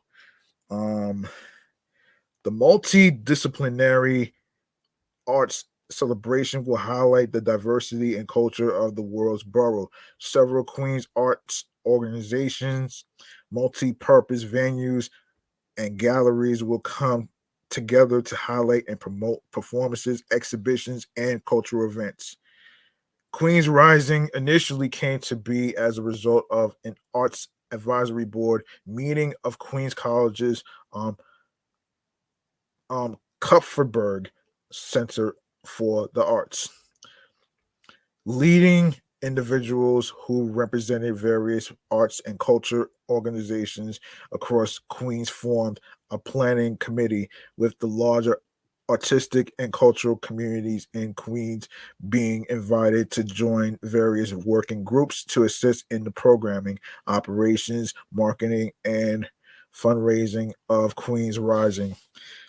It's a testament to the collaborative spirit of the Queens cultural community that we are poised to launch the second annual Queens Rising Initiative. Queens College Assistant Vice President for Governmental Relations and External Affairs, Jeff Rosenstock, said. Our cultural partners have banded together to amplify not only the work of their own organizations, but to collectively ensure that folks in our borough and in the greater metro area know the rich cultural landscape of Queens and all it has to offer. The borough of Queens has the borough of Queens has been mobilized to create the opportunity to highlight and promote individuals who have contributed to Queens neighborhoods' vibrant culture and essence. Organizations that will be taking part in Queens Rising will be featuring work highlighting the various traditions and cultural expressions that makes Queens one of the world's most diverse areas. The celebration will extend across each borough of New York City, New York City, New York City, with arts and cultural institutions showcasing artists and organizations based in Queens. Okay. In other Queens announced Queens Rising news. Um, and this is from BroadwayWorld.com. The other one is from QNS.com. Y'all can check that out too. Following a successful launch last summer, Queens Rising has grown to include over 75 programming partners. On April 25th, Queens Rising invites the cultural community and friends to attend a special morning to officially launch the Queens Rising June 2020 June 2023 initiative and to meet other Queens based artists, colleagues, and friends at the Queens Museum of Art in Flushing Meadows, Corona Park. Additionally, the Queens Museum of Art will show their new exhibition on view Eliza Nissenbaum, Queens Lindo E. Curito, celebrating vibrant and vital artist Eliza Nissenbaum. You can RSVP here. For more information, please visit queensrising.nyc. Of course, the program. So 9 a.m. Continental Breakfast and Networking. 9:45 a.m. Remarks and Summary. Queens Rising will officially announce lead sponsor Northwell Health and major sponsor Resorts World New York, both of whom were supporters of the inaugural Queens Rising last June. Speakers will include Queensborough President Donovan Richards Jr., Jeff Rosenstock, AVP for Governmental Relations and External Affairs, Queens College, a representative from Northwell Health, a representative from Resorts World NYC, and 2 representatives from the Queens Rising Advisory Board. A month-long multidisciplinary art celebration created to highlight the borough's culture and creative diversity. Queens Rising partners with the many arts organizations, multi-purpose venues, and galleries in Queens to promote and highlight dozens of performances, exhibitions, and cultural events that showcase the borough's artistic and cultural communities. There's no place like Queens when it comes to arts and culture. I'm so glad Queens Rising has returned for the second year in a row so that we can all welcome visitors to our borough by showing them just how rich and varied our cultural experiences are, said Queensborough President Donovan Richards. We hope you come and enjoy the many fun activities we have in store for you. Bring your friends and family and have a vibrant summer in the world's borough. Borough President Donovan Richards Jr. We at Northwell Health are honored to once again reprise our role as the lead sponsor of Queens Rising, which celebrates the culture and diversity of our arts community in the borough, said Lorraine Lorraine Chambers Lewis, PAC Executive Director of Long Island Jewish Forest Hills. As Executive Director of LIJ Forest Hills, I'm proud to say that we are one of Northwell's most diverse hospitals. A majority of our staff, and that includes doctors and nurses, live right here in Queens. So this month-long celebration highlights the rich tapestry of who we are. Queens has a long and rich cultural history, and we can think of no better way to help support the creators who call this borough home than by once again working with Queens Rising to shine a light on the amazing work these artists are doing, said Michelle Stoddard, Vice President of Community Development Resorts World New York City. Let me check out who's in the chat right here. And shouts to the crew from the Looking Glass podcast. Yes, Looking Glass podcast. Make sure you follow them on Instagram as well. Check out their podcast on Spotify and wherever you get your podcasts. All right. So there you have it right there. And let's keep going here. Where we at? Right here, where we are. This celebration helps to establish our borough as a major destination for arts and culture, and much like like the work we do with our Red Wall Art Gallery. It creates an opportunity to expose the wonderful people who make Queens what it is to a larger audience.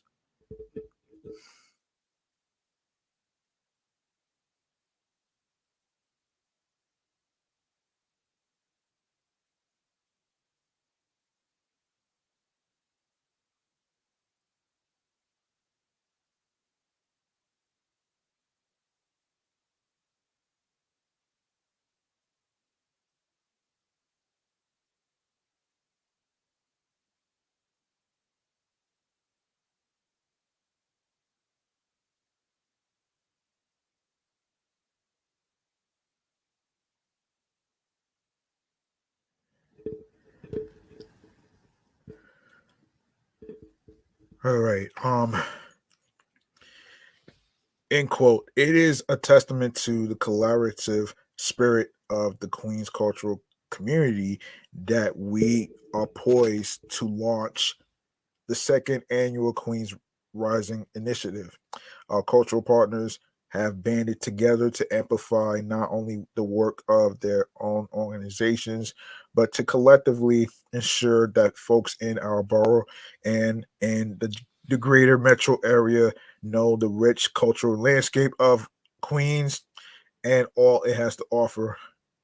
Jeff Rosenstock, AVP for Governmental Relations and External Affairs, Queens College.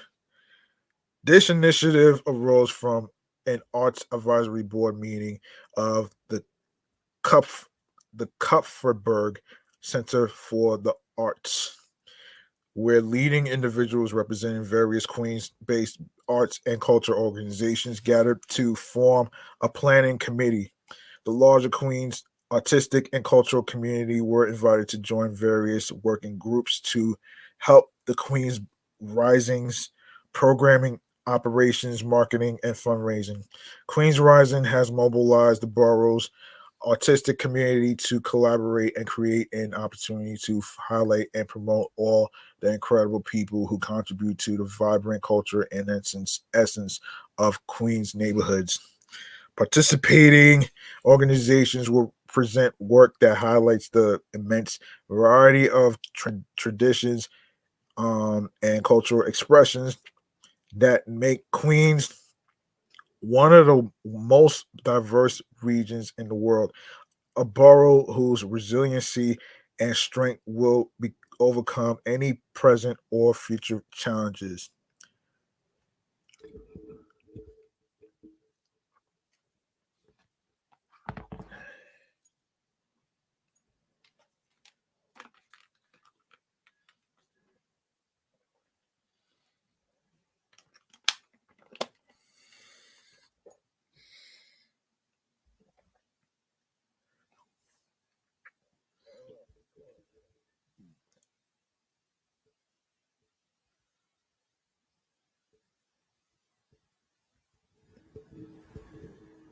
Okay, while Queens Rising's core programming will take place within Queens, the celebration will be extended throughout New York City, with arts and cultural institutions in other boroughs showcasing Queens-based artists and organizations. Um, let me see. There's another place for the weekend that's coming up that I want to make sure that I touch base on. Um, hang on a second before that I want to touch base on. Let me see. Hold on.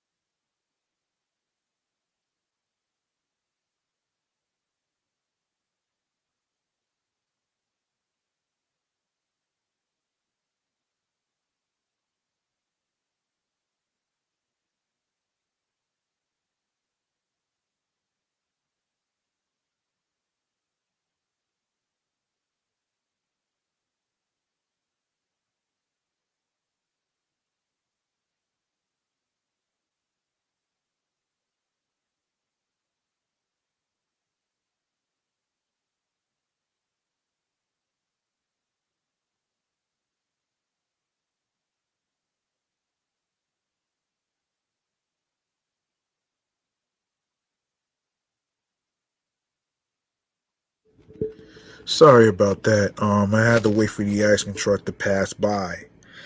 In the meantime, if you are in the Virginia Beach area, there is an event called Something in the Water presented by Walmart. And it goes with the list of artists 100 Jex, Anime, Arcade Fire, um, Aura Star, Babyface Ray, um, Bad, Not Good, Black Sheriff, Chica, Clips, Coil Ray, um, Dolce, Feed, Flo Millie, um, D4VD, Gigi, Grace Jones, Jay Farrow, Jasmine Sullivan, Jesse Murph, Jonas Brothers, um, Kamasi Washington, K, KC, K Dranada, Kalani, Kenny Beats, Kid Cudi, Kitty Cash, Lotto. Pharrell's friends includes ASAP Rocky, Busta Rhymes, De La Soul, Mia, and some people we can't know. So Little Dirk is included, Little Uzi Vert is included, Little Wayne's included, Little Yachty's included, Machine Gun Kelly's included, Marin Morris, Mace Go, Mumford and Sons. Not to be confused with Sanford and Son, folks.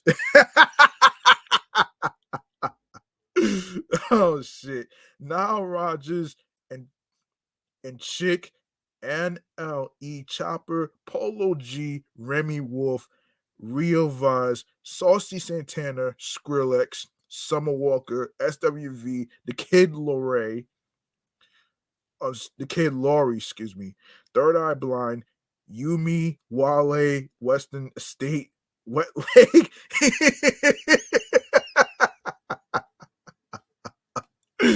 Wet Leg. What kind of name is that? Oh shit. Wu-Tang Clan is included, Yandry's included, and Young and Chris. So it starts from April 28th to the 30th of this week coming up. Um and you can go to the website for more information, which is somethinginthewater.com, where you can get your tickets and everything else in between.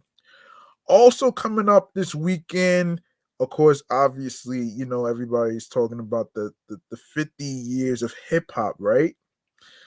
I got something for y'all, man. For everybody who's in the New York area and stuff like that. So check this out. So there's an event by Fever Records and Sal Abatilo, which is the hip hop fever 50 years of hip hop, um celebrating 50 years of hip hop. And of course, there's going to be some performing acts, which includes Curtis Blow, the Breaks, and it's going to include KRS One, Sugar Hill Gang, Rappers Delight, um Nice and Smooth, Hip Hop Junkies, Grandmaster Grandmaster um Grandmaster Mel and Scorpio, The Message, of course, Black Sheep, The Choice is Yours, Soul Sonic Force, Planet Rock, CL Smooth, They Reminisce Over You, Keith Murray, The Most Beautifulest Thing in the World, Sweet G, Games People Play, and of course, it is hosted by the legendary VJ, DJ, producer, director of Video Music Box, um, Uncle Ralph McDaniels. Um, there's um, there's Grand Wizard Theodore, Sal Abatilo, DJ Hollywood, DJ Brucey B. And of course, it takes place at 250 Bedford Park Boulevard West in the Bronx, Bronx, New York, 10468. And showtime at 8 p.m. sharp. Doors open at 7 p.m. So, for more information, you can call 914-725-0011. And for tickets, you can visit the website lehmancenter.org. All right. That's May 6th. Mark your calendars. May 6th. All right. May 6th. May 6th, Saturday, May 6th, 2023. Doors will be open at 7 and showtime will take place at 8 p.m. sharp. So I suggest, if you plan on going to check this out, I suggest you get there a little early.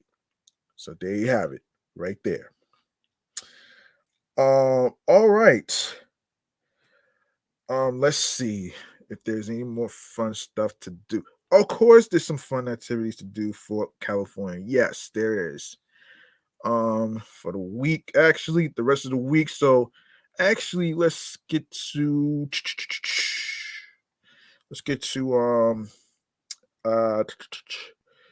yeah, I'm trying not to pick anything boring for you folks. So there is the world of Barbie, of course, in honor of the Barbie movie that's coming out in over the summer. If you are if you are the lucky owner of that pink and purple beach house in Santa Monica, you live out your Barbie like dream daily. But for the rest of us, we'll have to settle for this theme pop up a couple blocks away at Santa Monica Place. The touring world of Barbie um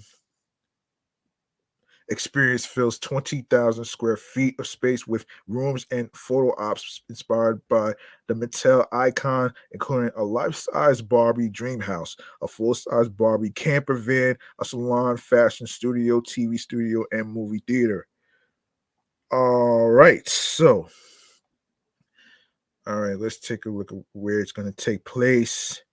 So it's going to take place at Santa Monica Place. So 395 Santa Monica Place, Los Angeles, California, 90401. The price is between $34.50 to $40.50. Wow. Okay. So there you have it right there. 40. Wow. Yeah, 40. 40, 40. Hold on. Why is this?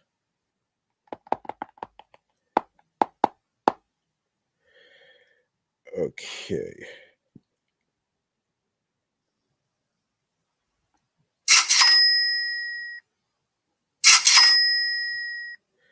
And the event, of course, it started today. If you missed today, you got tomorrow, which is April 28th.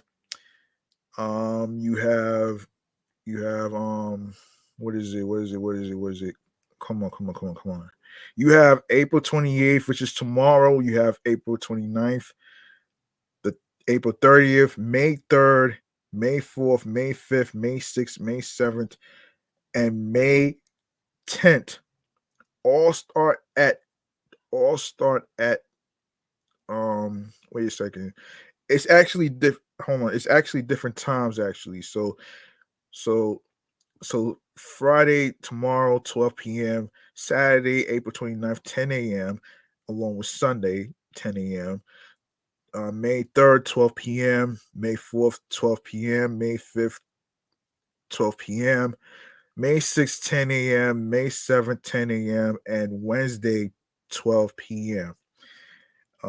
Like I said, it's different prices. It's in between $34 to $40.50. And you can check out the website for more information on how you get tickets and everything else. So this is going to be www.theworldofbarbie.com. Yes. And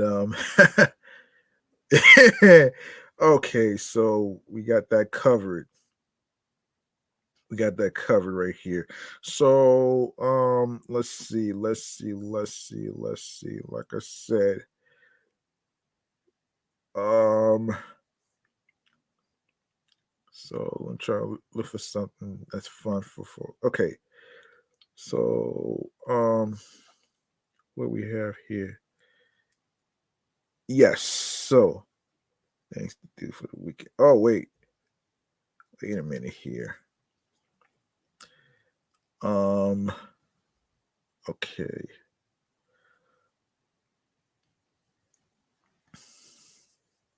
We're not gonna get into all this. Let me see if there's anything fun to actually. It's got to be something fun to do. Let's see what else. Of course, Smorgasburg, L.A. Let me just get into it right here. Smorgasburg, L.A., which is going to be from April 30th to December 17th. So let's get into it right here. So every Sunday, you can find dozens of food vendors at this market at Roll DTLA with a mix of much loved pop ups and future foodie stars.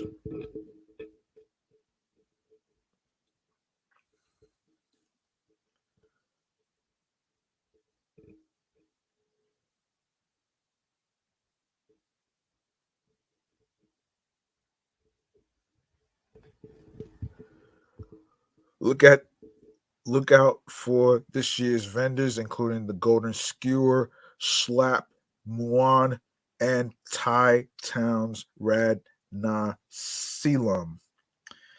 And the address for Road DTLA is 777 South Alameda Street, Los Angeles, California, 90021. Um, and it's Sundays opening hours 10 a.m. to 4 p.m. And you can go to the website for more information and details. It's la.smorgasburg.com. All right.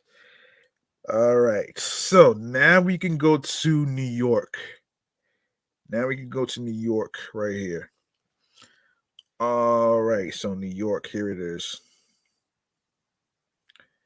Now we can go to New York actually. So let's see. All right. So there's already. Ooh. Okay. Starting with, let me see. I don't know if I could use this. I don't know if I could use this shit though. Boy.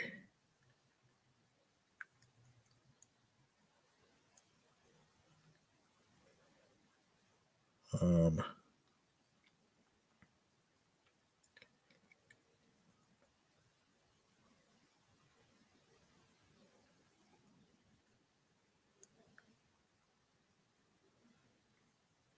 um, let me see. Um, so this is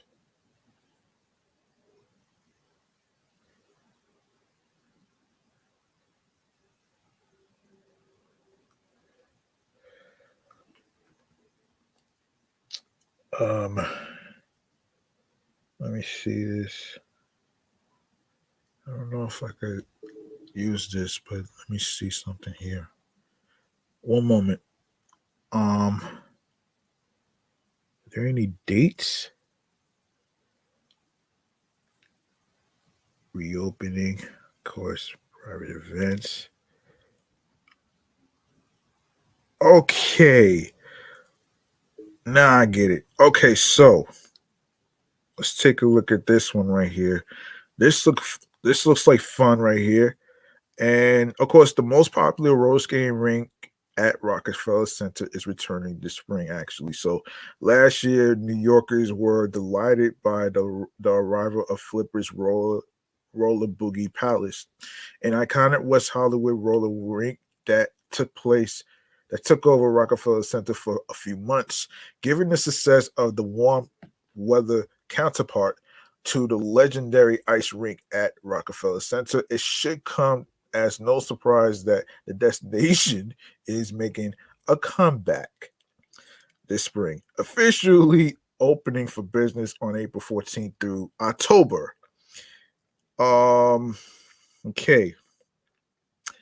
As reported last year, expected the Bureau Peacock designed rink to be smaller than the legendary ice version of the destination, a deliberate choice that allows spectators to gaze at the skaters from rinkside tables and from the esplanades and plaza on the upper level. You'll be directed through glass doors to check in or buy tickets which start at a bit over $20 and pick out your rental skates. Oh man, did you say 20 bucks?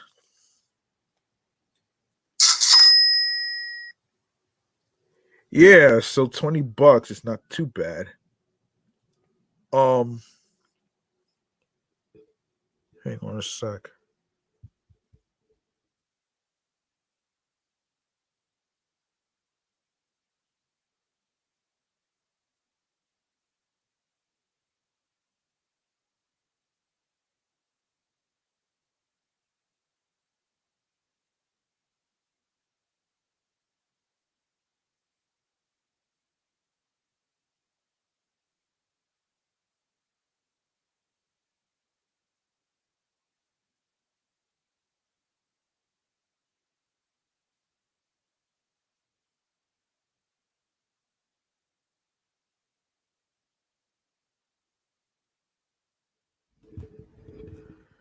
Okay, $20 and pick out your rental skates. Inside the walls are plastered with photos and signs from the original Flippers, which opened in 1979 by Ian Flipper Ross in West Hollywood, Los Angeles. The rental skates are Flipper's own branded ones. When we skated across the rink last spring, we found it to be a smooth ride with plenty of space to get around other skaters, being able to glide by Prometheus and in front of spectators visiting Rockefeller Center in a thrill. Before Flippers, the last time anyone roller skated here was in 1940. Before your 1 hour rink time, you can use the locker room to store your things and put your skates on. Afterwards, you can return your skates before checking out Flippers at Rockefeller Center merch. There's also a store at the Channel Gardens that sells gear and merch from Flippers, including exclusive items made for this NYC stint. The rink will also have a number of different activations spanning the world of music, fashion, and art. We suggest following the venue's official Instagram account to learn all about upcoming events and theme nights. Excuse me. You can even book the space for a private event. You can already buy tickets for a session right here. Of course, you can have fun for you New Yorkers out there. And let's check out the schedule for Flippers World for flippers.world, the website. Let's check that out. Um, and obviously, let's check out the NYC hours. So obviously, it reopened on April 14th. So the opening hours is Monday through. Hold on. Yeah, it's Monday through Sunday. So Monday 12 p.m. to 10 p.m. Tuesday 12 p.m. to 10 p.m. Wednesday 12 p.m. to 10 p.m. Thursday, Friday, and Saturday 12 p.m. to midnight. Sunday 12 p.m. to 10 p.m.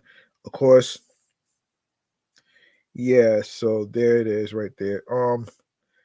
Of course, booking events through October 15th. Brand and product launches, corporate outings, fashion shows, fundraisers, parties, kids, events, and more. Host your event at a one of a kind venue where music and skating meet the famed backdrop of Rockefeller Center. So here you go, right there, and you can follow them on social media too. As a matter, yeah, you can follow them on social media, which is Flippers World. All right, so you can follow them on Twitter, Facebook, TikTok, Instagram, and alongside with YouTube. All right, so there you go, right there. Um, and I want to make sure I didn't miss anything. Actually, I want to make sure I didn't miss anything. So let me make sure I didn't miss anything.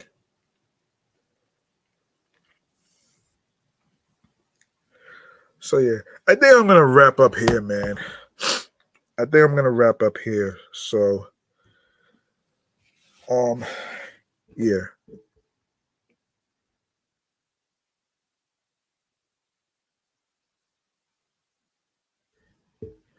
All right, I'm gonna wrap up here right here right now. So um all right, so our very last thing that we need to get into right here right now is uh and we need to get to stream choices on the go.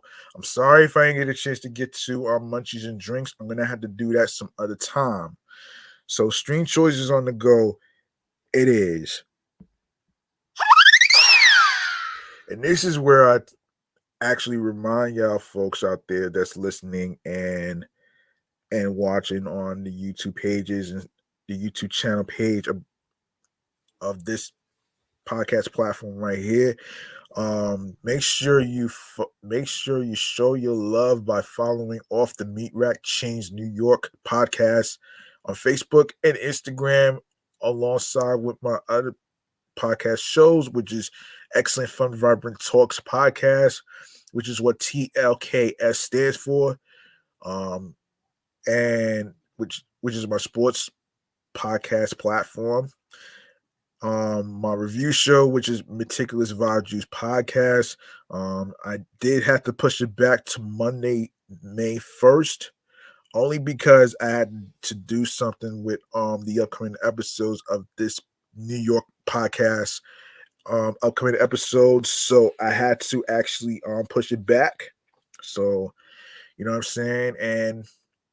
And of course, also you can also follow me on the gram, which on the primary handle G Money Stacks 555. Don't you worry about a thing. Um, and yes, turn on your notifications so you can know when each episode is going to be dropping and the types of questions I'm going to be raising in the Insta story, post, highlights, you just name it. And speaking of highlights, let's get to where you can listen to these um episodes. All right, so if you go to the link in bio, you're gonna see a whole list of audio streaming platforms where you can listen to the podcast episodes. So there we go, right here. Hold on a second. Right here. Hold on a second.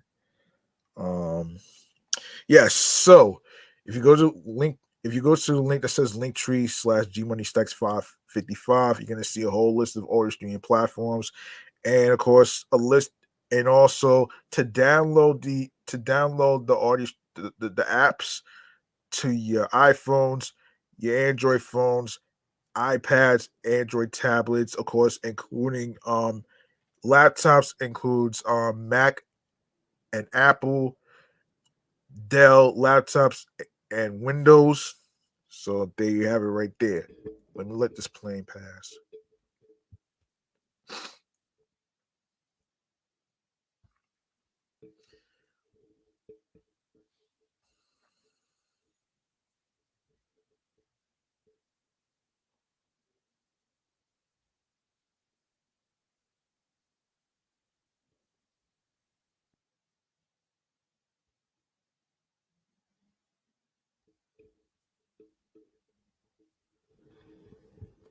Okay, these apps includes Audacity, Audible, Audioburst, Amazon Music, Breaker, Bullhorn FM, Castbox FM, Deezer, Listen Notes, Moon FM Podcast, Player FM, Pocket Cast, Podbay, Podfriend, Podhound, Podopolo, Podorama, Podcast Index, Podcast Addict, Podchaser, Podverse, Podcast Guru, Podvine, Spotify, Spotify for podcasters, aka Anchor, Stitcher, TuneIn Radio, Google Podcasts, Radio Public, iHeartRadio, the number one app for music, radio, and podcasts. And you don't need a debit card or credit card to download the app.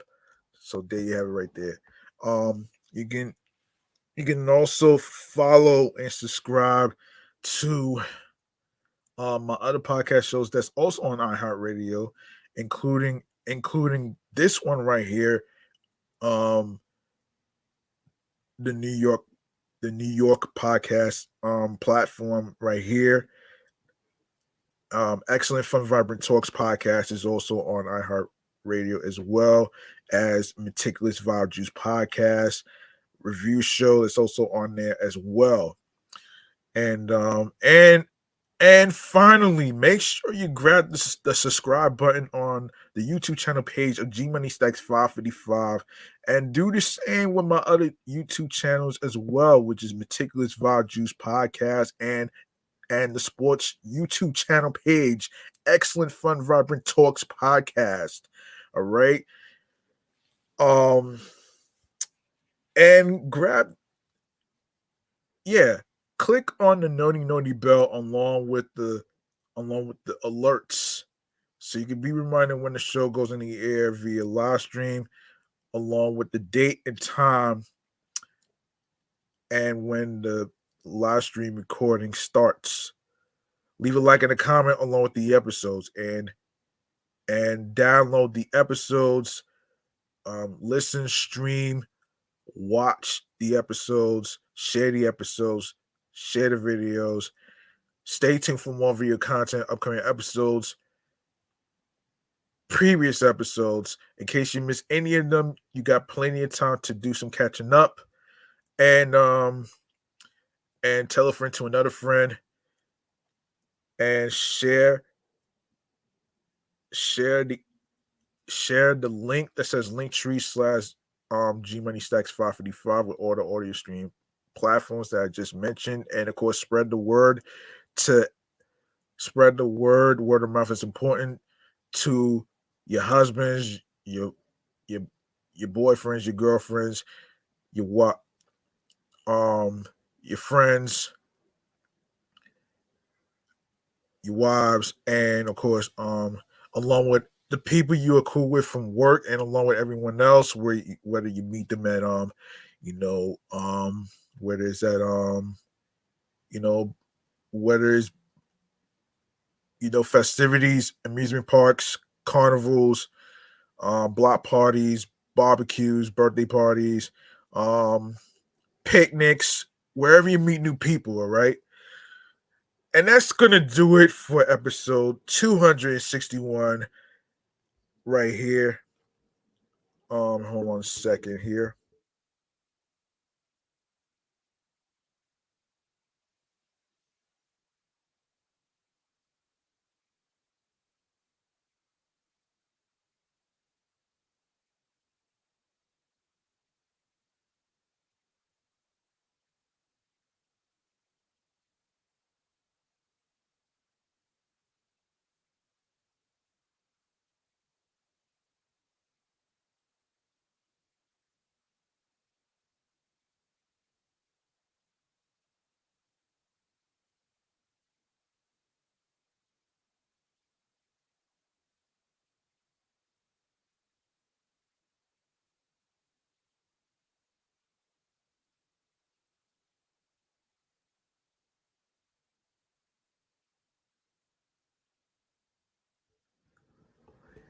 Yes, that's gonna do it for episode 261, titled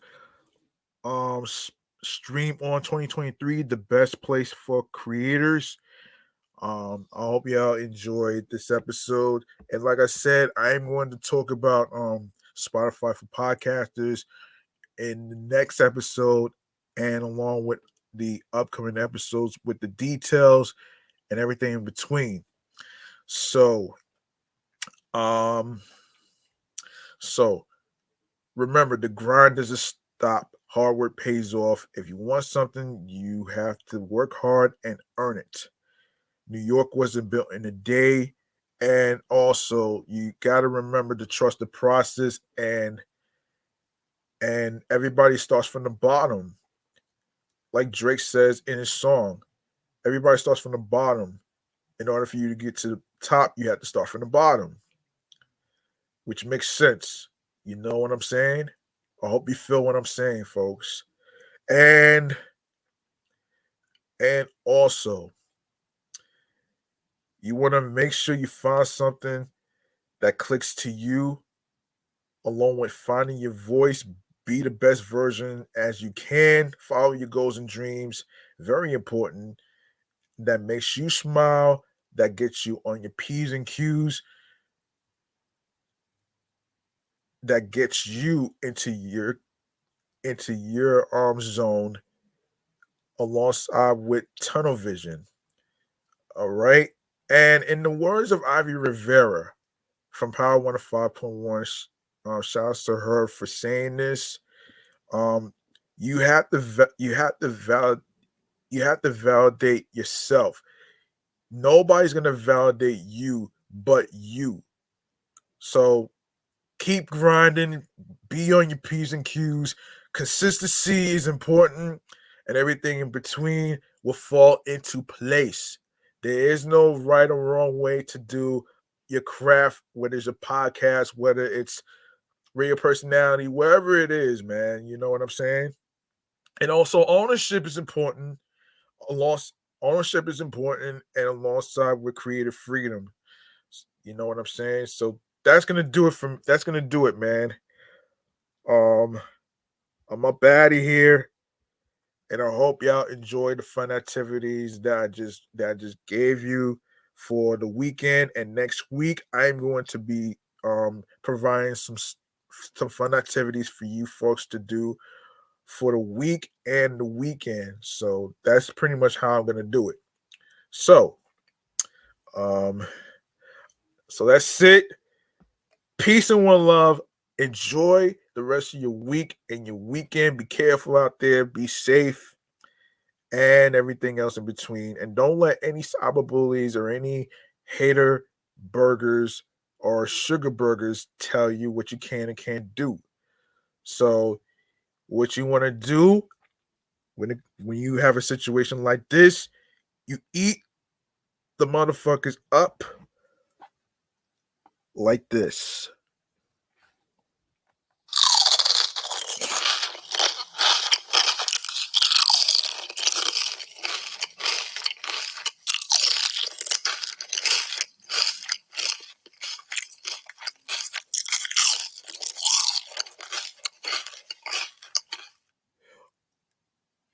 Better yet, you can actually put them in a blender. How about that? And also, congratulations to the TV shows. Let's make some noise for the TV shows that got renewed and stuff. And yeah, some of them got canceled, but it is what it is. So, congratulations to every single TV series that got renewed. All right, from ABC, CW, CBS, Fox, and NBC.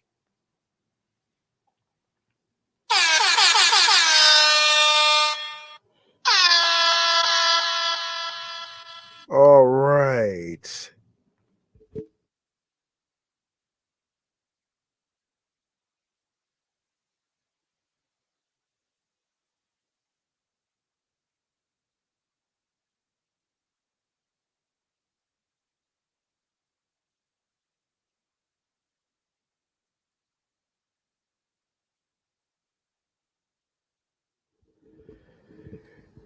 All right.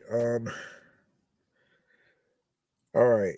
That's gonna do it, man. I'm up out of here. Peace and one love. Enjoy the rest of your weekend. Congratulations to all the TV shows that got renewed, and also don't forget to check out the fun activities that I just provided for you folks out there. Whether you are in Virginia Beach, whether you are in California, whether you are in the New York areas and stuff. I hope y'all have fun, have a good time. Take your family, take your friends.